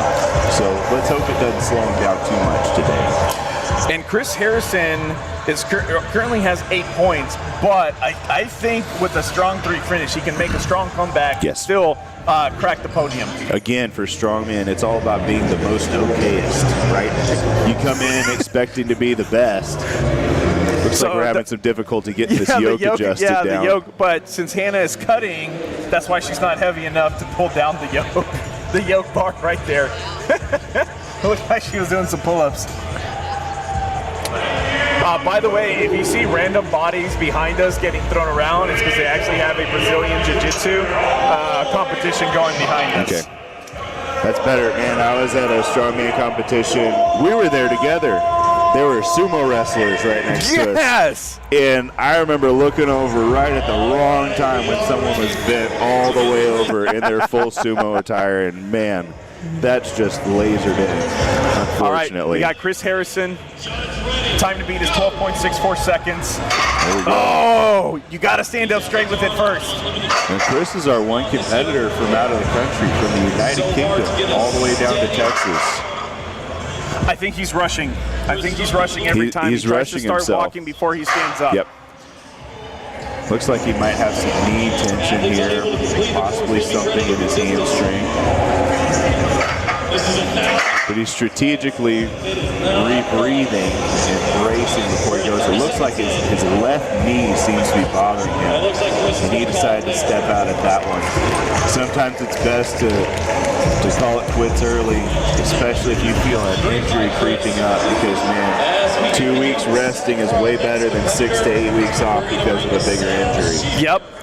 At least the benefit of them not going all the way down, it makes it easier on our volunteers. Less movement. Yep. Because they are awesome. 2 of them are 2 of your 6 brothers. Yes. So you got Austin and Sutton Hay over there. Yes. We got Dwayne, who trains out of Battle Axe Barbell with me. We got Will Yeager as your MC, Tommy Sharp, and Bo. And Bo is a staple at almost every Pro Strongman League championship competition. He has been in every single one that I've ever worked with. Oh, and back to our 3 keys to this event, the Pioneer event. So first step, you really have to nail your setup. You have to make sure you're steady, standing up and getting that start, right? And then going into the second one, it's all about quick, short steps. You take big steps, you're gonna move around side to side and lose your balance. And then the last one, you're looking past the finish line. If you look down at the finish line, believe it or not, you're gonna drop that weight before the finish line. You look way past it. Yeah, here we go, Sam. Come on, Sam. Oh, he's leaning a little bit to the left. Very fast and comfortably. He's moving a little bit to the left. I think it's under 15 seconds. This is going to be a good time for Sheether.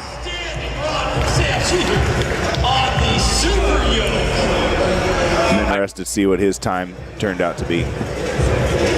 Oh, this is going to be close. It's another under 13 seconds. Real close. It's another under 13 seconds. We'll see what these laser timers pulled out. I think he got it. I think he's got the new top time. One of our guys is running a stopwatch manually, but we're laning on these lasers to give us the final count because they're going to have more accuracy than someone timing it themselves.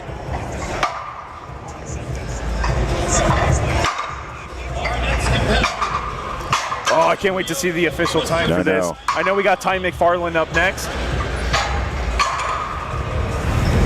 Ty's getting ready. He's got a soft belt on and a lifting belt. We see that pretty commonly when guys are doing a yoke just to give them that extra support. All right, come on, Ty.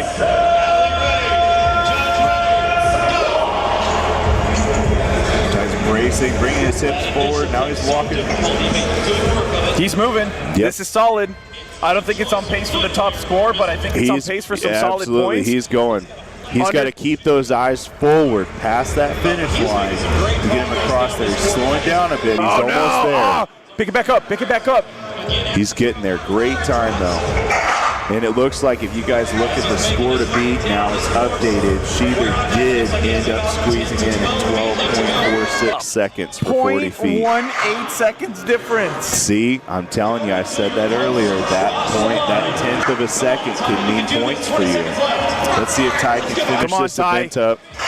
He's almost done. He's got one more pick, and he's there. No. It looks like Tommy gave it to him on that one. Did Tommy give it to him? I guess he kind of broke it going in at a little bit of an angle. He did that lean strategy we were talking about. A little bit of that lean, earlier. Yeah. So again, just to repeat, the score to beat right now is Sam Sheether's time of 12.46 seconds. Anthony Vasile was 12.64 seconds. And then Ty McFarland just got under 48 seconds. So still within that 60-second time limit, he completed it, right? I think, so what could have Ty done a little bit different?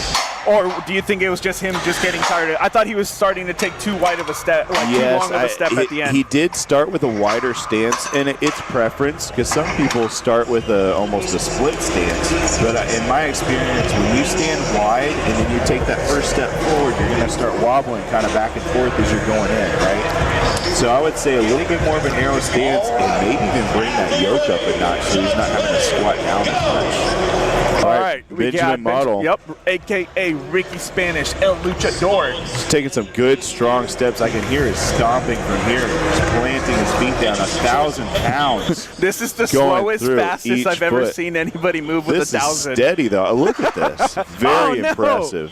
So it looks like the 35-foot mark is where people are running out of energy on that. Solid run, probably under 20 seconds. Yep.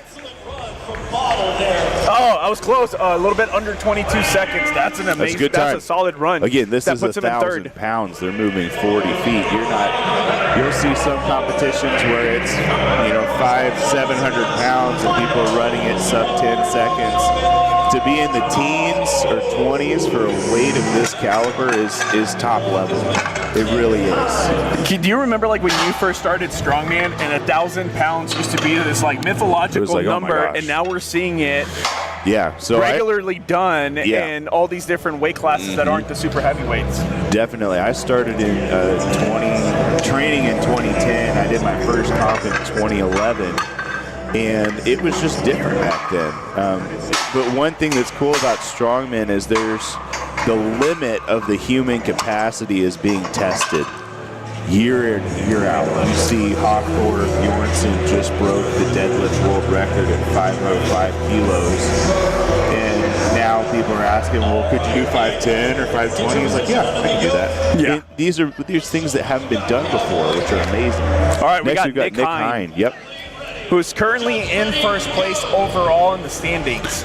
It's a close between first and second, where it's 23 points for Nick Hine, 22 points for Tyler Calabrese. So it's important for him to get some good points on the board. Under to stay 15 on top. seconds easy. This is a great pace, very fast. You can tell he's experienced and comfortable with it too.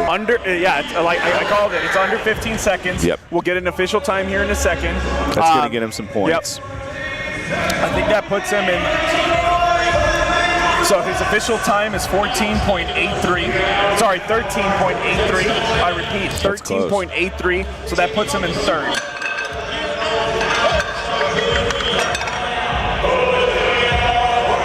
But Anthony is slightly ahead of him, so I think that ties him up on the scoreboard. Yep, I think so. It's going to be a close call throughout this afternoon. That's for sure. Again, thank you to everybody who's watching the live stream. I see y'all's comments and participating. Thank you so much. Again, I am Yanni Bear. You can find me on Instagram, YanniBear316, or check out my YouTube channel, Strong Personalities, where we cover anything strongman. And my host, Sumner Hay, to my left. Sumner, how would you have done in this event based on your training? And you can answer that once we have Jack Turner finishing up over here. Jack's got a great pace going right here. He looks comfortable. He's probably moved this weight before. I think it's another under 20 seconds. Yep, it looks like a under 20-second movement right there. So we'll wait on time for that one. For me, a 1,000-pound yoke would have been All right, 17 seconds. That is a very solid run. That was good for him. It's really up in the air. It's kind of hard to tell how I would do. You know, getting hurt 3 weeks out in the middle of a peak, trying to do numbers pre-injury, before that. Pre-injury, I was moving weights pretty comfortably, so I really would have been curious to see how I would have done. 1,000 pounds, again, would have been a number I haven't hit before, so there's a lot that's up in the air for that one, for moving weights that you haven't done before, gauging yourself to be able to hit them. But I would have hoped to have completed in sub 20 seconds. That would have been my goal. And that would have been pretty good for me. So I know we're seeing a big battle out here between Nick Hine and Tyler Calabrese, but in the comments section of the live stream, we're seeing a big battle between the fans for each team. Team Calabrese versus Team Hine. We've got whole teams cheering for him. It's important to have that support. You know, you're out here competing on your own, but it takes the whole family to support you. And I love that we have the streams for that reason, because if you can't be there, you can at least be there in spirit and then up in the comment section supporting it. Definitely. Your brother's breaking a sweat. Yeah, he's getting some work put in today. He said that after he was being used as part of a medley to make something heavier, he's like, maybe I went too hard on this bulk. All right, we got Tyler Calabrese, speaking of. There we go, very fast. Look at the speed here. Well, it looks like he caught himself a little bit midway through. So he is sitting in second place right now after the first three events. He needs to finish here. He's got a lot of competitors that are right behind him that have finished faster than he has in this event. Had a very fast start off, and it looked like he lost his balance or footing. Yeah, look, it was twisting to the left. Yeah, and then that's what made him drop the weight. But he picked it right up and continued on it. Next up, Joey Sandbag to take on the Super Yoke. I didn't see the time. I want to say it was under 21 seconds. Again, unofficially. Next up is Joey Zatsberry. After they get these weights reloaded for him and the yoke height set properly, he's walking up to the yoke. Yeah, he's currently tied for fourth. That's 18 points versus 23 points for first place Nick. A really strong showing, and he can get in front of both Tyler and Nick Hine on this event. That can easily put him in a solid spot in the top three.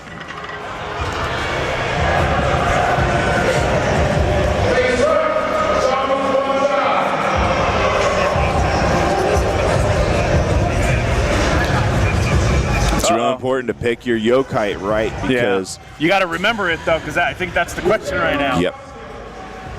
That's what you're seeing between them and the volunteers. You do. They're making sure it's good. I know there's a little bit of back and forth because this yoke seemed to kind of teeter back a little bit. A little bit, slightly towards the back, yes. So you almost have to pick it up a little bit lower than usual. It's important, though, if you've got the yoke too high and you're just dragging the whole time, you're not going anywhere. And if it's too low, you're having to work too hard to stand that thing up and move, and it's going to slow you down. I'm expecting something big. Yeah, I'm expecting something big from Joey here. Let's see something quick Oh, here. look at that solid Good, strong pickup. pick. Oh, no. Lost his balance there. Again, that yoke swings a little bit. He's fighting through it. You can tell this is a big stretch for him, like most athletes would have for there this we go. kind of weight. Shorter steps, shorter He's steps. finding his There pace. you go. That's it.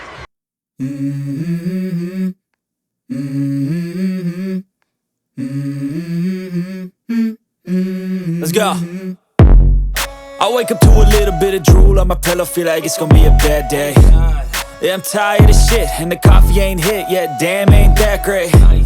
I don't wanna go to work, cause my boss is a jerk, and I'm not even that paid. I need a change in my life, cause I don't feel alive, and there's nothing that makes me happy. Hold my beer for a minute, I'm about to quit my job, cash in for a ticket. I'm going on a trip and I don't plan to visit. I'm gonna stay there till I feel like I'm winning, and this is just the beginning. I need a big change, help me feel like living. I need a big swing, home runs I'm hitting, and I'll never look back, moving on till I get it all.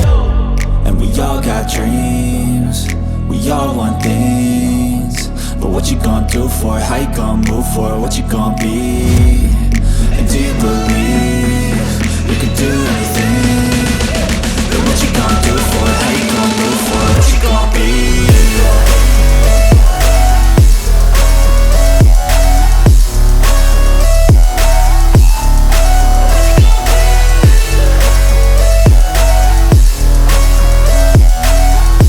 Let's go! Hey! Yeah, this is my life, my strife, my right to fight, to die on. And this is my game to play, to claim a brand new name, And I ain't gonna lie to you, I'm a bit nervous that I might screw everything up that I've ever done. But what's the point of living if you ain't having fun? I guess I'll try this, try that, might miss, gotta find what I'm good at. I guess I look here, look there, over where am I scared, where am I at? I gotta make it in this life, whatever makes me happy, know I'm doing things right. Sipping in the summer on a goose and Sprite, or find a nightclub for the end of the night, And we all got dreams, we all want things, but what you gonna do for it? How you gonna move for it? What you gonna be? And do you believe you can do anything? But what you gonna do for it? How you gonna move for it? What you gonna be?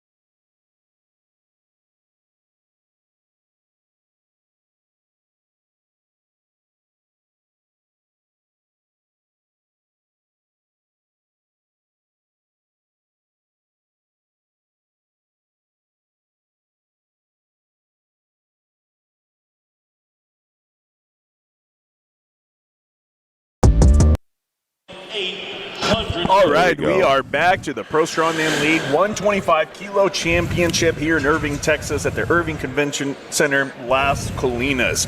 So we just finished event 4, which was the Super Yoke. Let's review the scores real quickly. For the event, We have here, I've got an updated one here. yeah. So for the Okay. overall scoreboard, we have Nick Hine in first place with 31 points, Anthony Vasile with 29 points, Tyler Calabrese with 28 points in third place. Fourth is Sam Sheather. Why am I drawing a blank there? So sorry about that. With 27 points. Jack Turner in fifth place with 25 points. And to round out the last 5, we got Joey Zetmary, Benjamin Model, Ty McFarlane, Chris Harrison, who has now officially pulled out, and Joe McBride. Our next event is the Conan's Wheel. 60 seconds to go as many times around as possible. So it's max distance here. Ty's already gone about a half rotation. He's still going. Once you drop, you're done. So you don't want to put that weight down. You're holding about 700 pounds with that implement and those 2 ladies that are sitting on the platform here. So there's no drops allowed too. So once you drop it, so literally even if you pick it up and you stumble 2 feet and you drop it, too bad. Yep. It's done. It's over. And just to share, this is a Serious Steel Fitness sponsored Conan's Wheel. Joey Zatberry will be up next to the Conan's Wheel. We've got Joey Zatberry who's going up next. Yep, and then real quick, just to let you know, the event finish for last for the Super Yoke was, the winner of that event was Sam Sheather. And second, Anthony Vasile. And third, Nick Hine. And fourth, Jack Turner. And closing out the top 5 was Tyler Calabrese in fifth place. So all those guys hit under 20 seconds with a 1,000-pound yoke going down 40 feet. That's fast. That with is a lot of weight. That is wildly fast. And again, it looks like a knee injury has caused Chris Harrison to pull out, which is unfortunate because it was right after he had torn up the callus in his hands. Yep. So today was just not a good day for his body.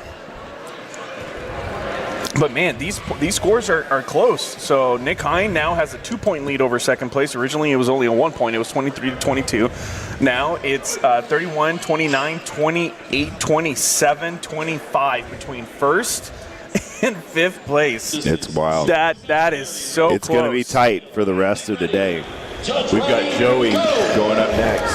Zatberry. Joey definitely wants to make up some points because he knows he stumbled figuratively and literally on that last event. And this is one of those events that you just dig deep and you crank it out. It's uncomfortable. It's hard to breathe. It's a big challenge. He's keeping his head up, which is helping him breathe a little bit, actually. Head position makes a big difference. Joey looks pretty comfortable. He's at about 1.5 rotations so far. You have 60 seconds to go as far as you can. It looks like Joey's setting a new standard for everyone to beat. He's nearly at 2 full repetitions here. Let's see if we can get past that too, Mark. He's slowing down. Let's see if he can keep going. He's got about 15 seconds. So every step. So Sumner, one of our commenters looks like we has might said be that, going lights out. Oh no. So one of our commenters literally said that they have never not blacked out during this event. No, I was about to say Joey looked like he was Can you seeing explain stars. what causes people to black out in this event? Sure. So when you're holding that weight in front of you, it's right on top of the top of your abdomen, and it is so hard to breathe. So your breathing's restricted as you're pushing your body to do something that's so difficult. So it really poses to be a challenge. If you're not breathing regularly, you will go out very quickly. I know training for this, that was one of the things, like, how can I not black out? That was trying to, how can I go further than 10 feet and not black out? It's a challenge. I don't think your daughter would have been able to pick you up. No, she would not have. All right, we got Joe McBride. Judges ready. Go. See how many he's got here. Looks like he got a steady pick. Ooh. And it looks like his goal is speed. If it's uncomfortable, just go as fast as you can to get that distance in. He's got a good pace Don't here. forget to breathe, Joe. Don't forget to breathe. You got to breathe. You can see he's losing his grip just under a full repetition. So some good speed with Joe. You saw his eyes got a little big. He was seeing stars a bit as well. That seems to be the strategy for athletes that know they have the strength for the weight for a short amount of time, so they got to get as much distance as possible. It's important to be aware of that. Yes. Or as he's known in some circles, So we were talking about earlier the difference between how similar a Zercher and a Conan's wheel are. I personally prefer Zercher because you're even, you're walking straight, and the weight is similar in front of you. But a Conan's wheel, you're leaning towards one side. Yes. And that just throws you off enough, in my opinion, where I don't like the Conan's wheel compared to the Zercher. I would like to add that between Conan's and Zercher, it's easier to breathe with the Conan's because since you have more weight on one side, it's going to be you've got one side where you can breathe a little bit more. But when you have it evenly distributed in front of you, it's pushing you down. any of you parents out Personally, here, makes more of a just challenge for me. carrying your child But if it works good for you, then that's an event I hope I don't go against you on. It's brave of you to be wanting to be so wrong on a live stream. But yes, really? Zercher is definitely Well, easier. when you're only working at about 300-400 pounds, I'm sure it's pretty easy for you. Hey, How about you jump into the men's divisions? I tried it. It was too heavy. So we got Benjamin Model. He's trying to beat the score to beat right now is Joey Zatmary's 227.3 feet. And again, he's steady. I mean, he's been very steady at every event. He's got good, strong strides. He's not the fastest, but that's okay. If he can keep a steady pace and keep that oxygen flowing through his body, he's still set to have some good distance here. So he just knocked out the first 30 seconds of the 60-second time limit. And first repetition. Unfortunately, the mask hides what he's actually feeling. I don't know if he's crying, if he's in pain, but that mask is... We'll never know. We'll never know. We'll never know. Those, I give props to the boots. I think the boots are the main reason. Yeah. It's a whole fit, and honestly. the Yoke. These two events have been solid events for him. Yeah. That's about a 1 1/4 rotation here. Oh, that's right, because they started on this end, right? Yes. Yeah. And you guys can see the score to beat is set by Joey at 227.3 feet. I'm surprised they don't do degrees. They could do degrees here. Yeah. But that might be more math. It's simple addition, Now, Sumner. Degrees versus feet. You're still adding I'm going to 1 go plus for feet. 1. Okay. But it's degrees. Anything over 10 fingers is too high for you. Yes, that's true. Well, I've got toes, but no more than 20. That's where I draw the line. We're adjusting the crossbar height for Tyler. Oh, again, Tyson Thompson with like an incorrect opinion on the comment section. He should call it a day. Athlete ready. Judge ready. All right, we got Tyler Calabrese. He is currently sitting in 3rd place, and he wants to have a solid.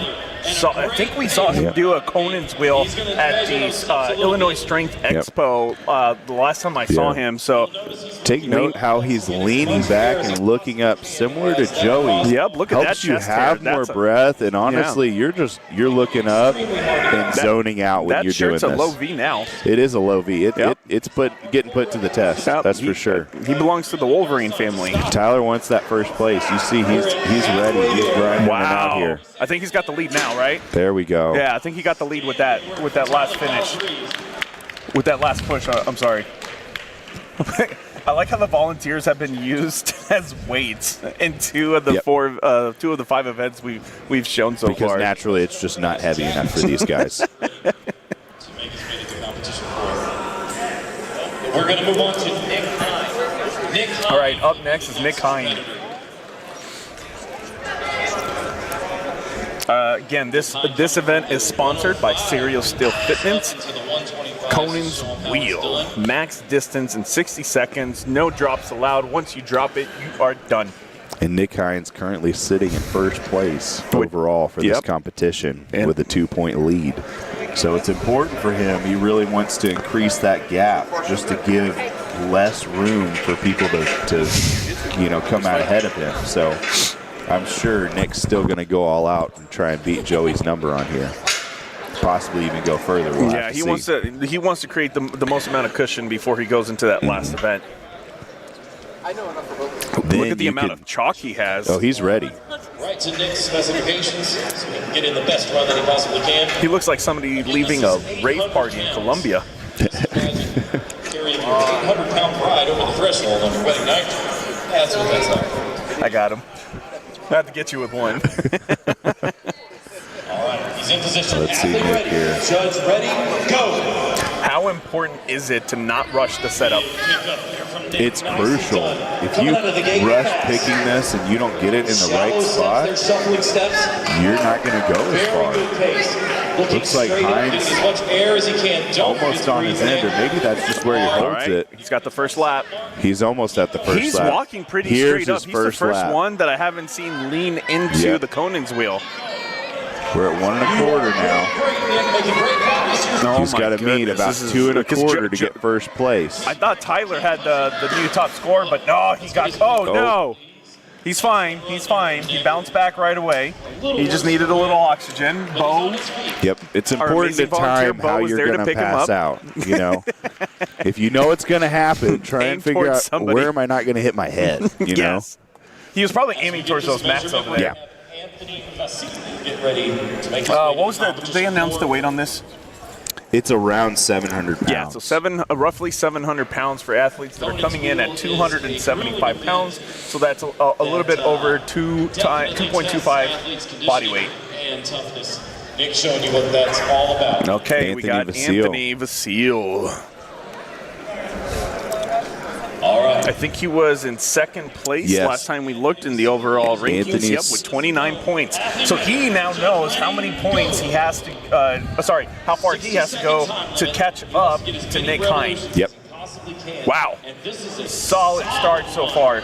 He's going for that speed, though, so usually that means that they can't carry for that long, so they're trying to cover the fastest distance. That's right. The distance at the fastest time. So we're at 1 full repetition.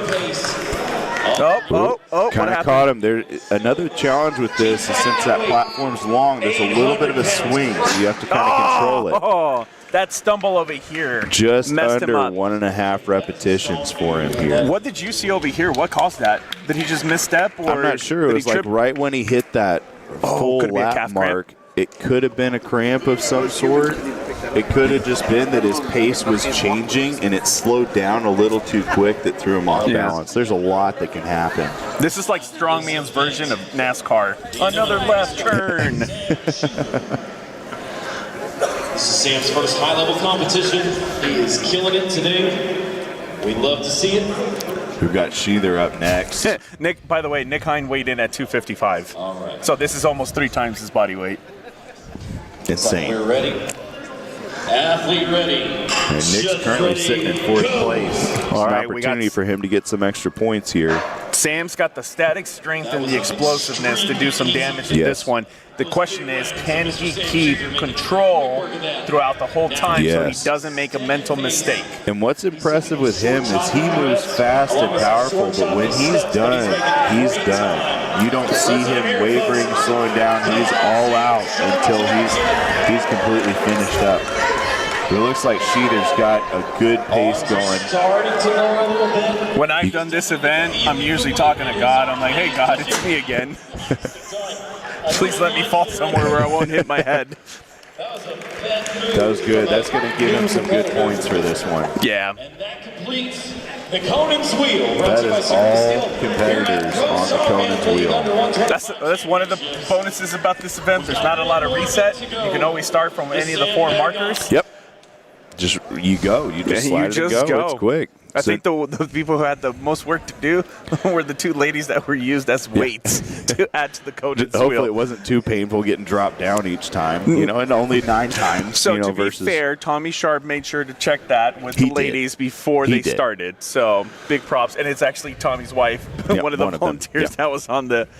I'll take that. I'll be a weight instead of having to load the weight.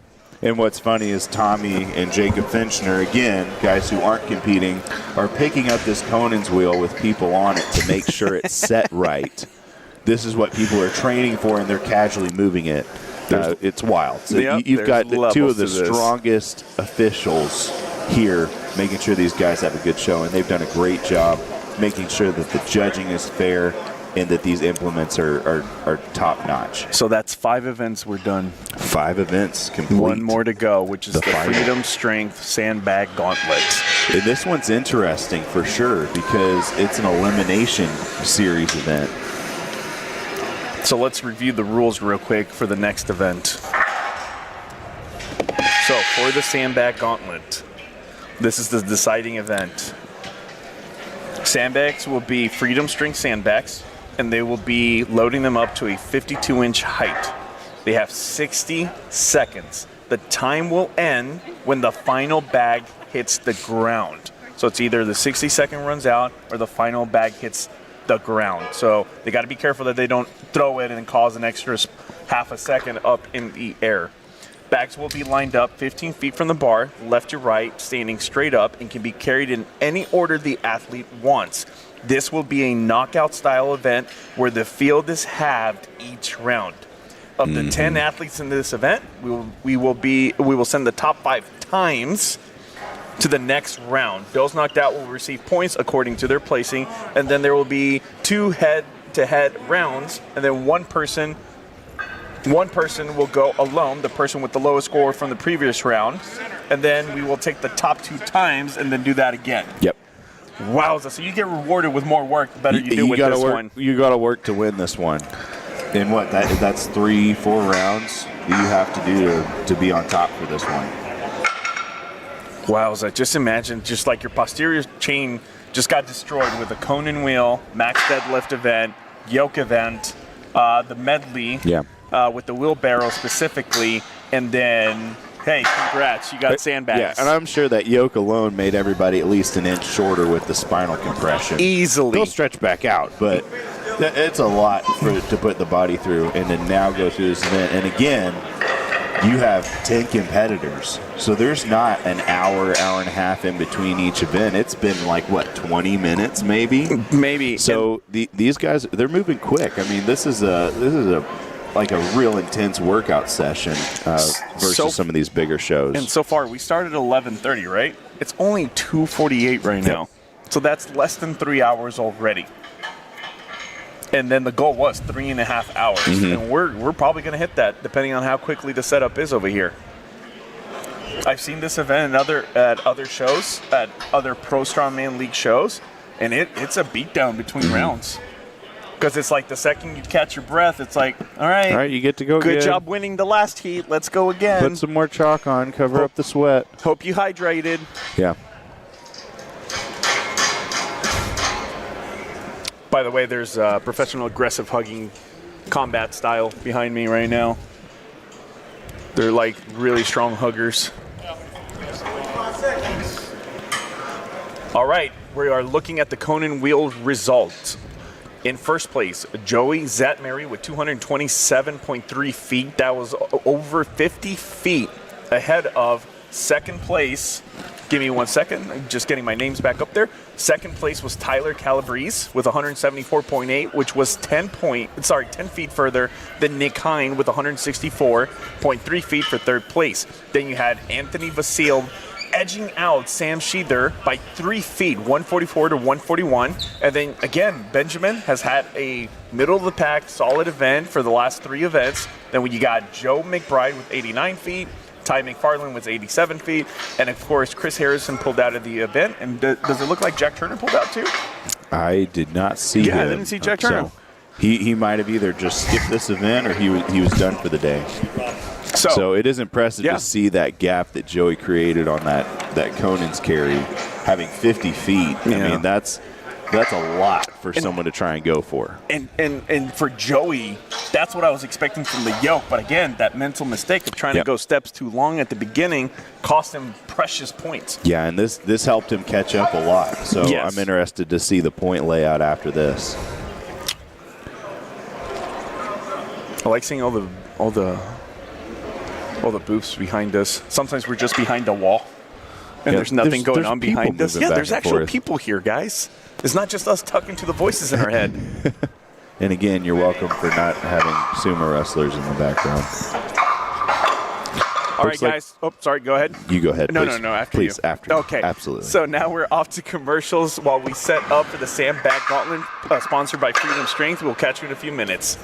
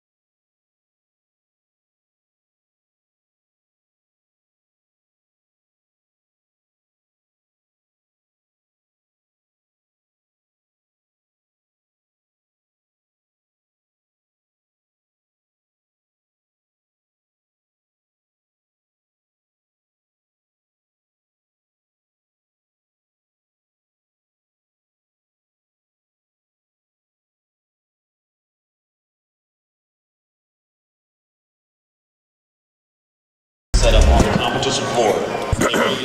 Welcome back to the Pro Strongman League 125 kg championship at the Irving Convention Center in Las Colinas. Big shout out to Battleup Productions for helping put this together, and to all of our sponsors that have been sponsoring all of our events, leading to our final and sixth event, the Freedom Strength Sandbag Gauntlet. This is going to be a true test right here, because we have 8 competitors now. We had 2 drop out, Harrison, and who was our last Jack Turner. person? Jack Turner. Yep. So we're at 8 competitors, and these guys are going to go against each other for basically the best time on moving these 3 sandbags over a 52-inch bar. For a total of, I think, minimum 3 times for you to win this event. Minimum 3 times, so you have to be the fastest for all 3 rounds to be in first place. The slower people are going to get eliminated for each round. So you're moving 9 sandbags essentially, and it's the best 2 times on the later rounds. Yes. So it's going to be an endurance race for this one. All right, so real quick, let's go over the overall scoreboard. Nick Hines in first place with 39 points. Tyler Calabrese is in second with 37. Anthony Vasile is in third with 36. Sam Sheether is in fourth with 33. Joey with a big jump back into the running on the top 5 is in fifth place with 31 points. So based on how he's moved in these last moving events, I think he could be a surprise winner. He's made up some points, that's for these sure. events. I don't think he can make up the full points to get back into first, but I think he could sneak into the podium if he finishes as strong as I think he's going to finish. And then to finish out, we got Benjamin Model in sixth place with 26 points, Jack Turner with 25, Ty McFarland with 15, and then Joe McBride with 10, and Chris Harrison with 9. All right, Nick Hines starting us off. Is it Nick Hine or Joe McBride? So sorry, Joe McBride. I saw Nick Hine earlier walking up and measuring. There we go. Yeah, my bad. Yeah, Joe's getting ready here. Wait to make sure judges are ready to get things set for him. And all right, Joe, get your position. so it looks like he might go heaviest bag to the lightest. I like that idea because it kind of primes your body. You have the most energy for it at the beginning, and then the other bags are just going to be light. The athletes can choose in which order they go, so it's completely up to them. Let's get this big one out of the way. All right, Joe. Dwayne in the background reacting to the music. Judge ready, go. It was pretty theatrical music starting. It's a pretty decent technique, turning the bag sideways to pick it up. Because if you can lap it and stand with it, you're able to bring it over a little bit higher of a bar. Did I hear that right? 380 pounds for that sandbag? Nicely done. I'm not sure, I didn't quite hear that number, but I know it's in the mid to high 3s. This one's probably 300 even or 320. They're poor hamstrings. Oh my goodness, everything. The poor whole body. Grip, arms, core, legs. Joe's making some pretty steady work here. There we go. Joe's got 2. Yeah, he's now got he's to on make the sure he last doesn't one. accidentally circle back on him. Last one's the easiest one here. It looks like Joe's actually gone heavier to light bag. That's Yep, there we go. That was easy. There, good for Joe. And Toss that over. Probably feels like nothing after doing that real heavy that's bag. going to be a good time. And as they're resetting, I'm going to try and look up and see what these numbers were for those sandbags. All right, we're looking at roughly right under a minute for Joe McBride.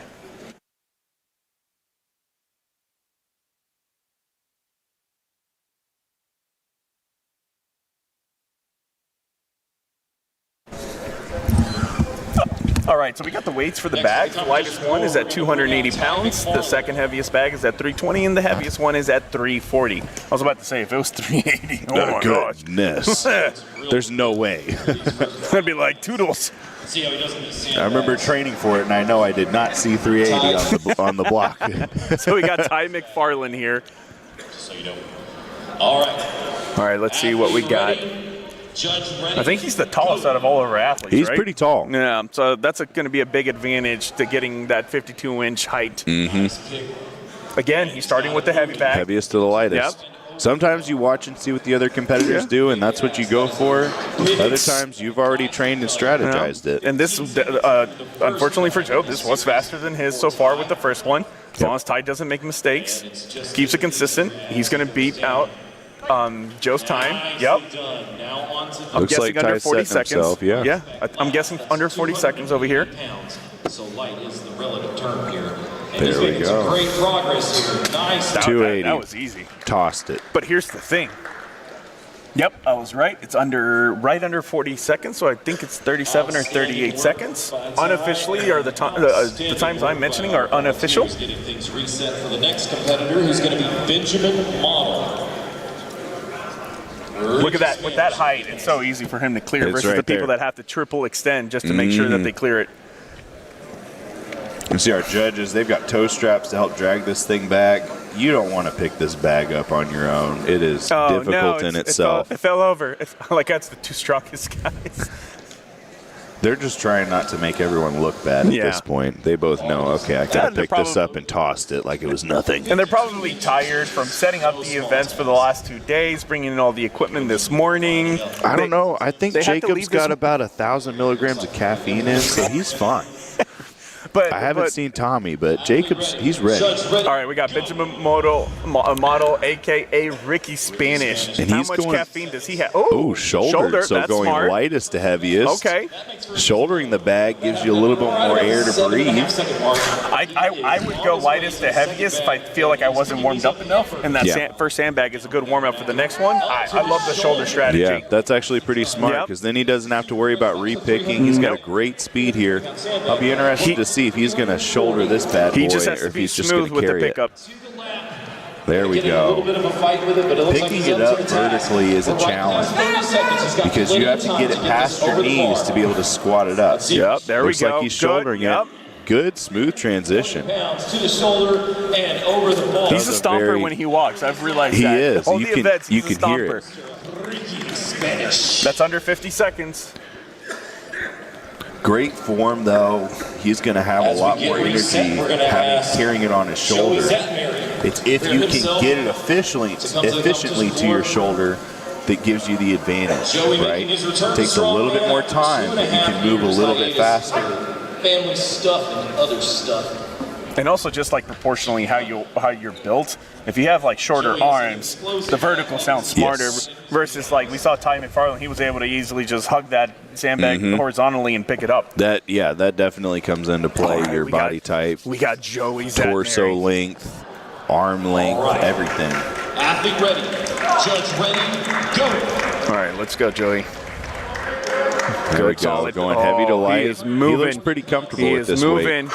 Oh, He was trying to one motion. It wasn't quite there with that first one. I'm sure he learned from that mistake and won't make it again Yeah, on the second one. your hand position can't be right in the middle in front of you. It's got to be slightly below it so you can triple extend and pick up There just you like go. that one. He's got it. Yeah, he's got it. He's onto the lightest bag. But again, Knock if you on do wood. it Knock fast on wood. enough, you have to do it again. Yeah. Like, This is yes, just you a want to win, practice but run. it's also like, This oh. Unofficially. Okay, he's under 30 seconds. Under 30 seconds.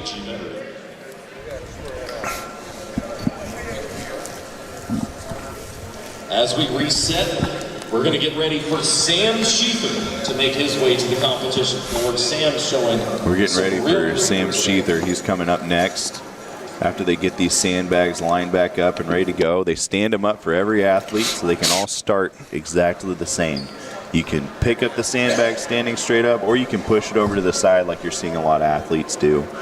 And these are some good-looking Freedom Strength bags. They're fully packed too. I can tell you that. Sam's ready. Athlete ready. Judge ready. Go.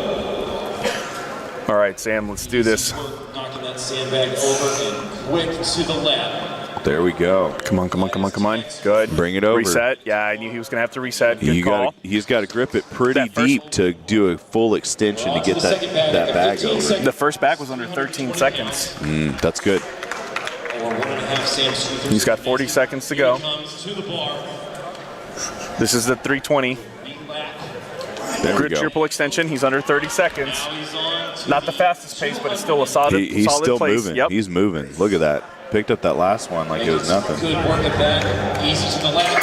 Oh, Oh, there we go. There we go. So that was roughly 40.5 seconds. Yep.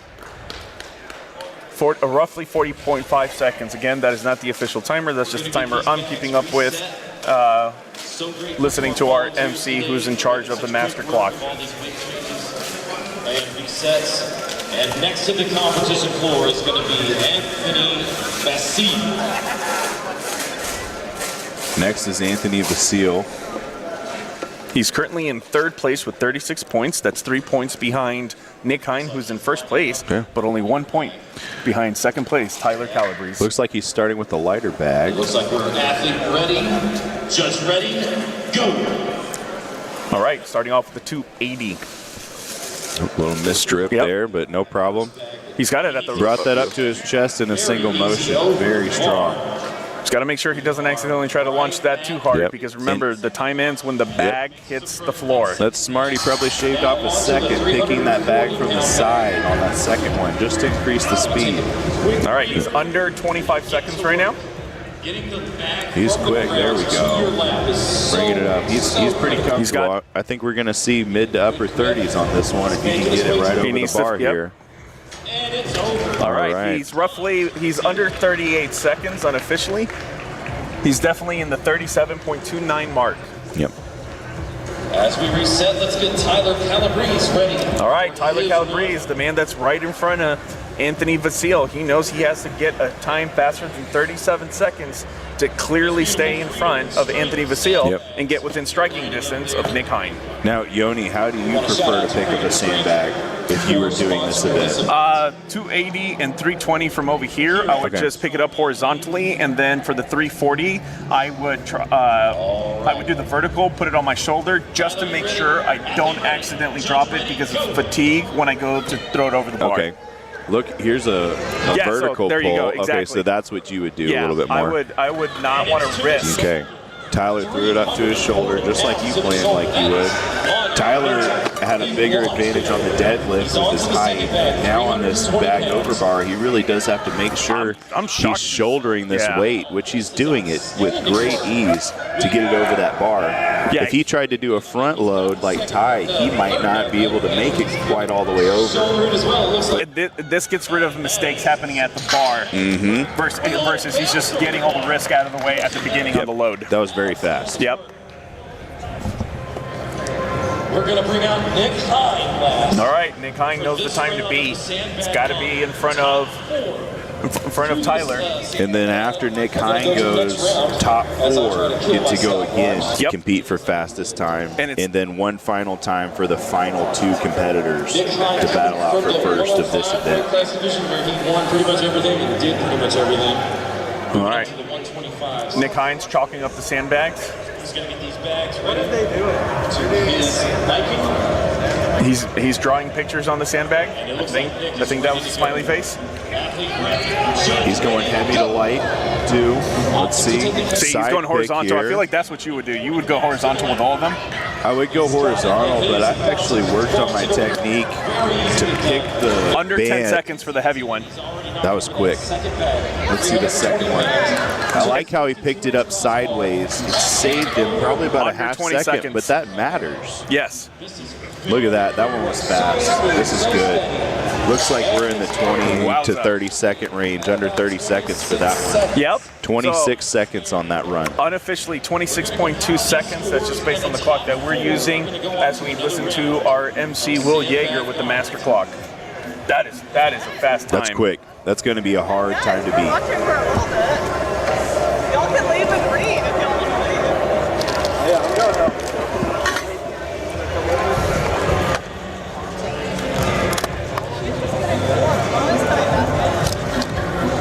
For sandbag pick and carry, I found a technique where I can lean the sandbag into my forearm and then pick it up so it's not completely flat off the ground.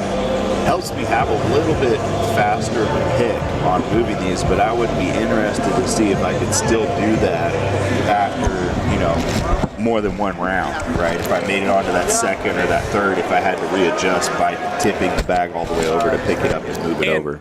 And if you had actually been competing today, you would have been the tallest athlete out there.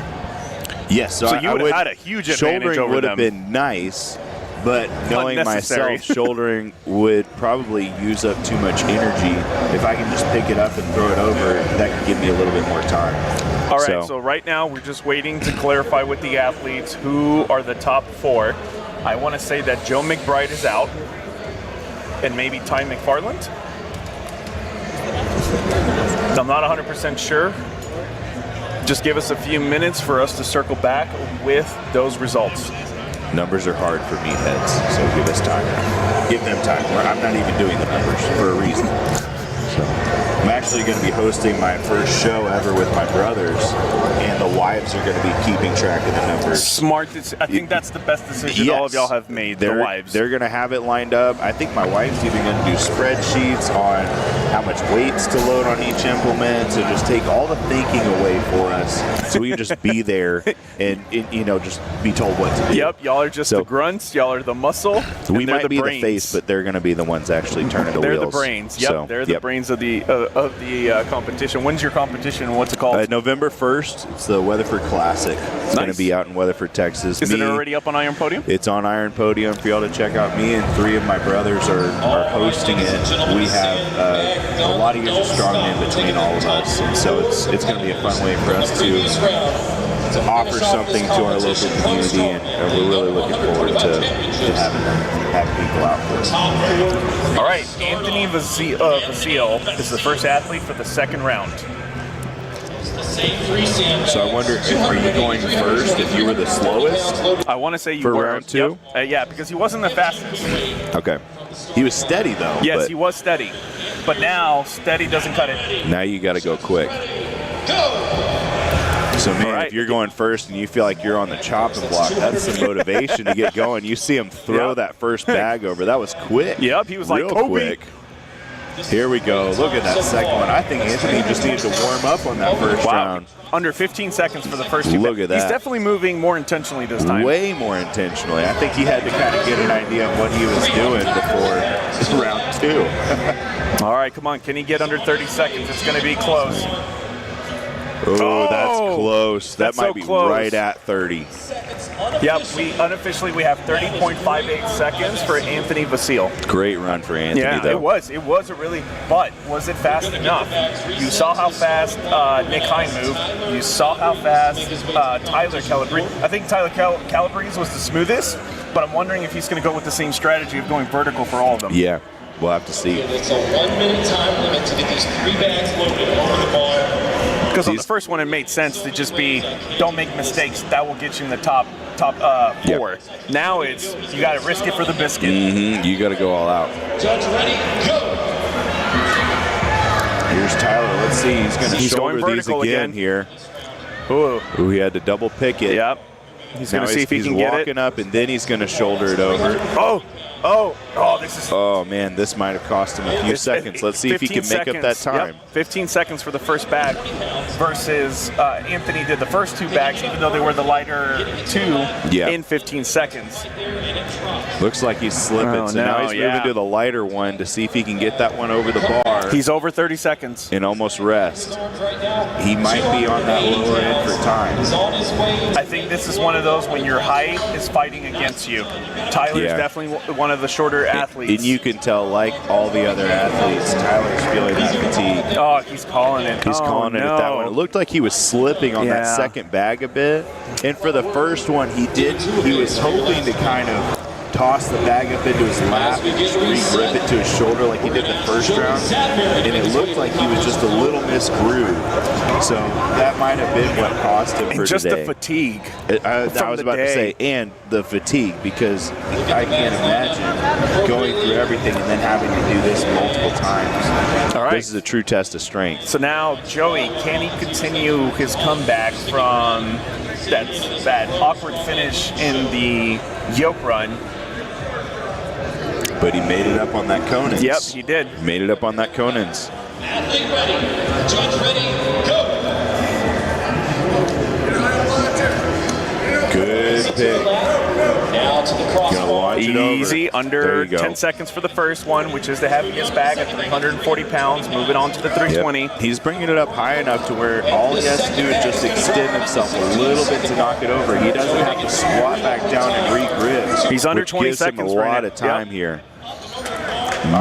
Maybe about 24, 25 seconds on that one. And the cool thing is, I think that was 24. actually, yeah, that was faster than Nick Hines' time on the first round. That was. Yeah. So 24.23 seconds unofficially for Joey. If Zant Nick Mary. Hine can keep up a good speed, it's going to be Yep. Joey and Nick for this final round here. So Nick just has to be under 30 seconds, and then he will move on. He is going to season these bags. You think he's going to go out, take first on this one, or play it safe and wait? Looks like he's ready. If they had a stopwatch that they could see, I would say he would play it safe. But since he doesn't actually have a stopwatch that he can see, That's true. You got to go. You don't want to play it too safe and make yourself take too long. I think if he just keeps the same pace he did last time, he knows he'll be into the next round based on Anthony Basile's time. Yep. Here we go. Yep, So he's under 15 definitely into seconds that for the last first round two. here. Yep, he just cannot make a mistake here. And we're Here good we to go. Good and smooth. And then he went faster than last time with under 23 seconds. I don't know how they're doing it, but these guys are still warming up. Wow. So it looks like it's Nick Hine and Joey. Yep. And this seals the win for Nick Hine. This does bring it in for That him. just sealed the win for Nick Hine in the 265, which is wild because he got third at the 105. Has he found his new weight class? He might have, but he might be one of those hybrids that he competes at 125 when he's bulking and 105 when he's cutting. He just does great in both. Yeah. This weight class is interesting, but it's much needed because you've got middleweight competitors that are 105 kilos, about 230 and under, and then you have open heavyweights. And that's how it used to be historically, right? Yeah. So you could be against a Hawthorne if you're over 230 pounds. And that's a lot. Yeah, and then the average super heavyweight nowadays is minimum 330 pounds. So that gap is huge. This 125 kilo, you're like the light heavyweight, right? But it's much needed to kind of fill that gap and give those athletes like myself a better platform to be able to compete on versus trying to keep up with, people that are going to outweigh me by 30, 40 pounds at least. Weight isn't everything. Yeah. But it is helpful to be in that weight class. And I think the weight makes a bigger difference during training because, yes, like you can keep up with a super heavy weight on the day of a competition, but getting to that point with all that extra weight against your body weight going against you when somebody has an extra 50 pounds to help cushion, it makes a difference on the body. The few times that I've competed with the super heavyweights, when I'm the smallest guy by like 40, 50 pounds, it's a beating. Yep. Sometimes you can be faster than them. True. But then static, that's where it usually costs you. Yep. Then you have those few jewels that it doesn't matter what weight class you're in, they're going to beat you. They're just monsters. There's guys out there, they're tough. They're built for it. All right, Joey's going first. So Joey's going to have to set apart for Nick Hine to beat. Let's see how much a challenge he's going to give Nick. Joey actually gets, I think he sealed the podium finish. Okay, on 6 seconds. That is great time. He's on to the 320-pound bag. All right, we're about 15 seconds with the first two bars. No! Oh, no. Oh, no. Looks like something happened for Joey. Something with his knee or his quad. And it was, can't tell. He's grabbing his leg And here. it was when he wasn't even touching the weight. Oh, no. Poor guy. Let's hope it's nothing serious. He's grabbing his right knee. Again, this is... It was literally when he was stepping away from the back. He didn't have any weight on him. I'm hoping it's just a cramp. Let's hope so, because it's been a long day. Oh, no. He's grabbing the front of his knee. It's been a long day. Your body is taxed at this point. And it's his first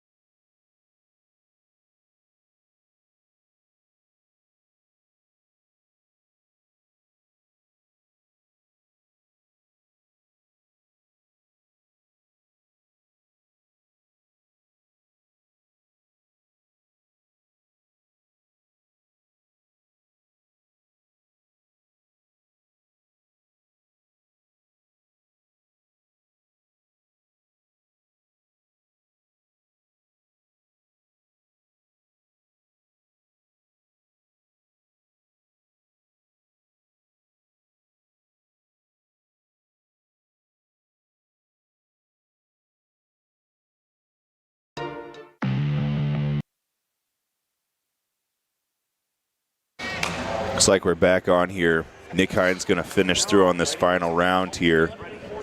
I'm really pissed right now because that's moving my trucks around to make this happen. He's good and steady on this too. Again, he's real strong. All he has to do is finish this event. If you guys were tuning in before, looks like Joey hurt his knee. We're still trying to evaluate what's going on.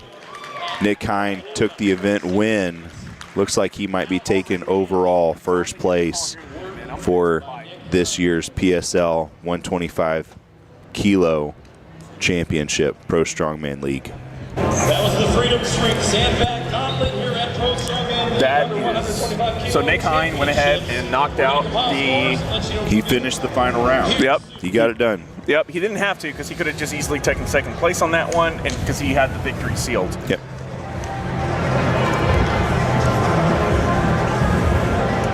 So it looks like now at this point, we've got some people checking on Joey, but then also officials putting together numbers for final scores to start giving out awards here in a minute. So if you were going to compete today, Yoni, what event do you think you would have really enjoyed the most? I really think I would have thrived in between events when we rested. Oh, that's good.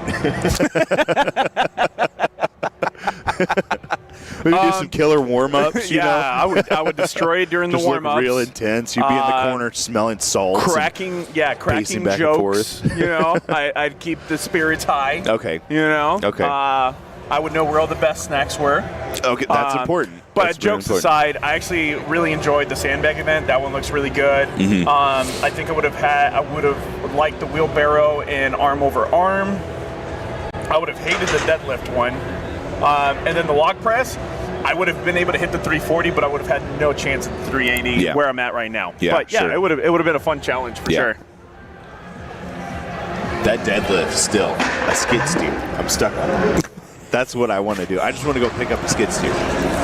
But no, your hamstrings just don't want to agree. I'm at the frustrating point. So MRI showed a grade 3 hamstring tear and then a partial meniscus tear. The meniscus could have been from something before, I'm not sure. And I feel fine now. I can walk around, I can move, do light training. But that's the period when you can re-injure yourself. That's what I was about to say. This is the worst part because right now I feel good. I feel cocky enough to be like, you know what, maybe I'll just try it one time. And then with my luck, I have a complete tear.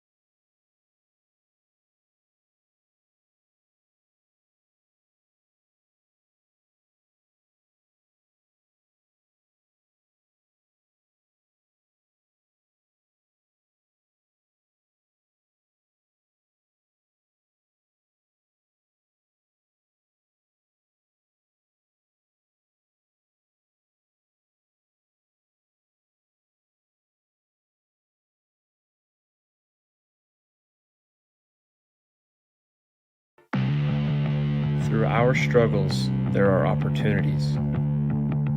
Opportunities that can change us and change the world. Born out of risk, strife, persistence, and triumph, our achievements define us as humans.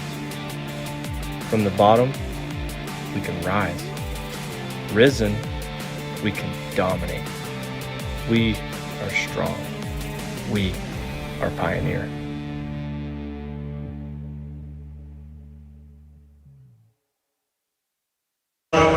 Welcome back to the Pro Strongman League 125 kilo championship. Could you imagine if it was a 25 kilo championship? Oh, man. That'd be the kid divisions. So, welcome back. You thought you were done with us, but you are not. We have a tiebreaker event for second place. It is Anthony Vasile versus Tyler Calabrese. It's a sandbag to death. So, one athlete will have 10 seconds to pick up the sandbag, shoulder it, put it down. The second the sandbag hits the ground, the other athlete has 10 seconds to shoulder it. Whoever doesn't get the bag to shoulder first under 10 seconds or just decides to quit, that decides second and third. Yep. So this is your reward for surviving 6 events, surviving the sandbag gauntlet. Now you got to survive sandbag to death.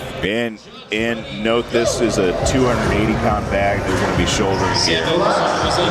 And these were both of the athletes that like to pick up the bag vertically, which is a little slower, but it will make sure that they pick it up. So remember, the second the sandbag hits the floor, the other athlete has 10 seconds to bring it down. In 10 seconds, it goes quick when you're cleaning it, when you're cleaning this weight all the way to your shoulder. So you almost top, you got a little bit of air on that. Yeah. And I'm going to have a timer here with me just to try to keep up with this. Okay. Back to Anthony here. Back to Anthony. And Anthony started it. So as long as Anthony is able to go, he'll have one in front of Tyler. So now Tyler has to have one to keep up with Anthony. Oh, he's got 3 seconds. He Looks got like it. they're in a groove now. This is 280 pounds, by the way. 280 pounds. This is an endurance challenge right here. Who has the most power left after a full day of competing? That was 9 seconds. Explosive power. Tyler's got to hurry. Oh, he got it. He's got to settle himself. That's the thing. They're getting tired. It's harder to settle yourself. Tyler told us that on the sandbag gauntlet, the reason he stopped on that final bag is because his back seized up. His back seized up, so he's got to loosen up. Oh, he barely squeezed through. Ooh, they're getting close. These guys won it. Second place is very notable. Second place in the world Tyler. For 125 kilo athletes. Oh my gosh, he got it. I can't believe he got that. It was like half a second away. Let's see. Anthony looks like he's 5 fatigued here. seconds. He's got to get this bag 8, up and going. 9. It's over. So Calabrese. Oh, come on. That was 10 seconds. That was 10 seconds. I'll shut up.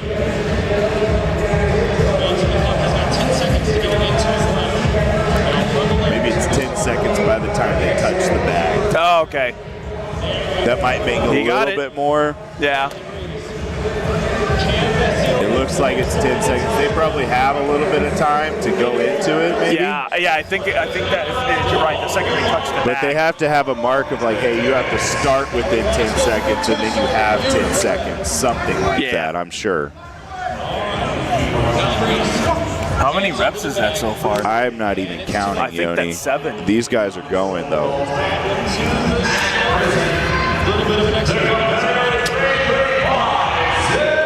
These guys are getting tired. Who's going to be able to keep it up, right? Who's going to be able to have that extra amount of power, that extra amount of energy that they can use to finish this out strong?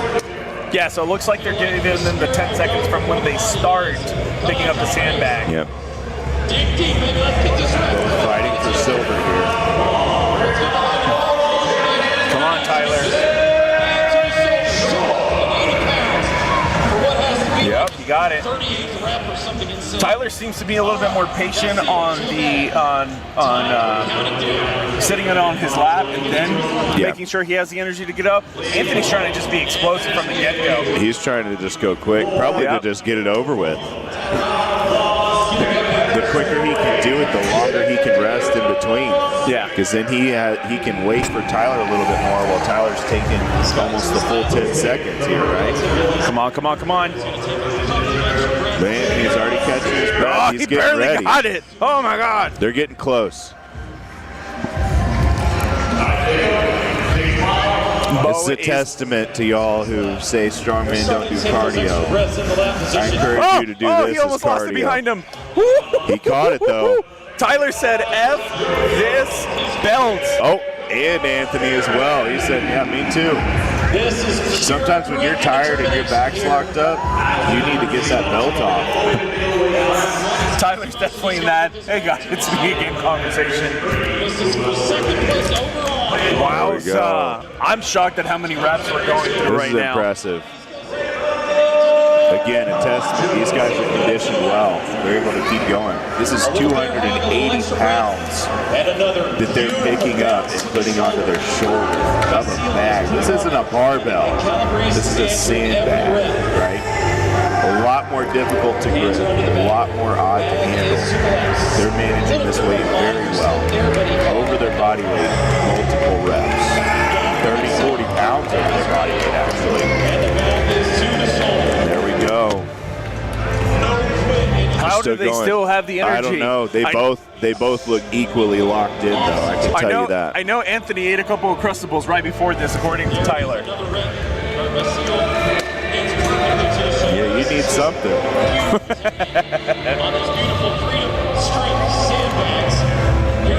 Peanut butter and honey, or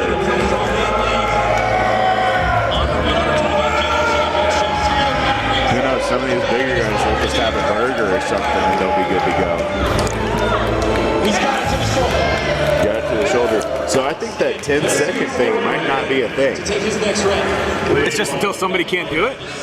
Well, Maybe. no, it has to be because Bo's over there. If someone's holding a timer, I just don't believe it's 10 seconds. It might be you have to start within 10 seconds. I think it's just until somebody can't. You might have to just start the lift within 10 seconds, so that's what I'm trying to say. Oh, gotcha. Shook his hand. Calabrese was done. Anthony got it. Anthony wins this tiebreaker event. Yep. That is good for second. Tyler with an amazing 7 events. He was solid the entire time. So first place, Nick Hine. Second place, Anthony Vasile. Third place, Tyler Calabrese. Boom! Stacked class today.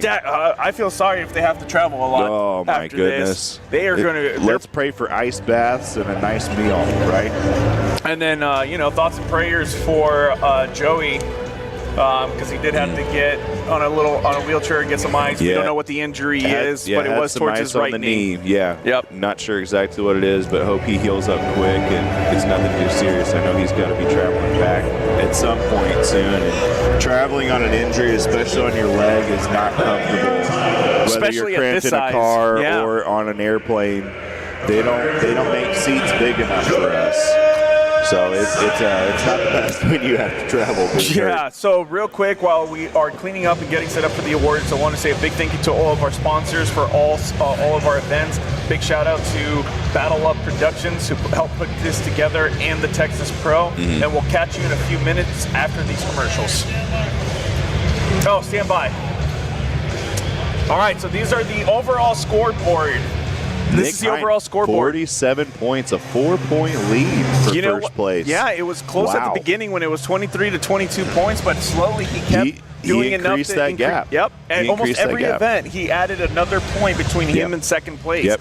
Anthony Vasile, 43. Tyler Calabrese, 42. Joey. He finished at 38, but he was kind of on that lower end, probably about 6th in the pack, and he was able to bump himself up with some good events. Yeah. So good for him keeping it up. So now I'm wondering if that right knee was maybe potentially bothering him even during the Yoke run. That's why he looked unstable. Yeah, it might have been. So Chris Harrison pulled out, Jack Turner pulled out, but again, big shout out to our top 3 guys. Nick Hine in first, Anthony Vasile in second, Tyler Calabrese in third, and Joey Zatmary in 4th place with 38 points. And then Sam, for somebody who's only been learning the strongman skills in the last year, this is impressive for him to be doing this at the Pro Strongman League level. First high-level comp and to do so well. We're going to see Sam more often, I'm sure, and he's going to be at this top level and just continue to improve. All right, now we'll go on a quick commercial break while we set up for the award show. Are we done? Huh? Oh. Miscommunication on my end. Yeah, my bad. So I want to say a big thank you to my co-host Sumner Hay over here. Thank you for jumping on, doing this with me. I know you wanted to be on the competition floor, but not a bad seat for being here the whole day. Not at all. Got a front row seat. Thank you so much to ADL. Thank you so much for Pro Strongman League for having me. And thank you to everybody who jumped on the stream and commented on the stream. It was great participating with y'all. I will catch y'all at the next Pro Strongman League show. Get some rest and enjoy the awards. Bye.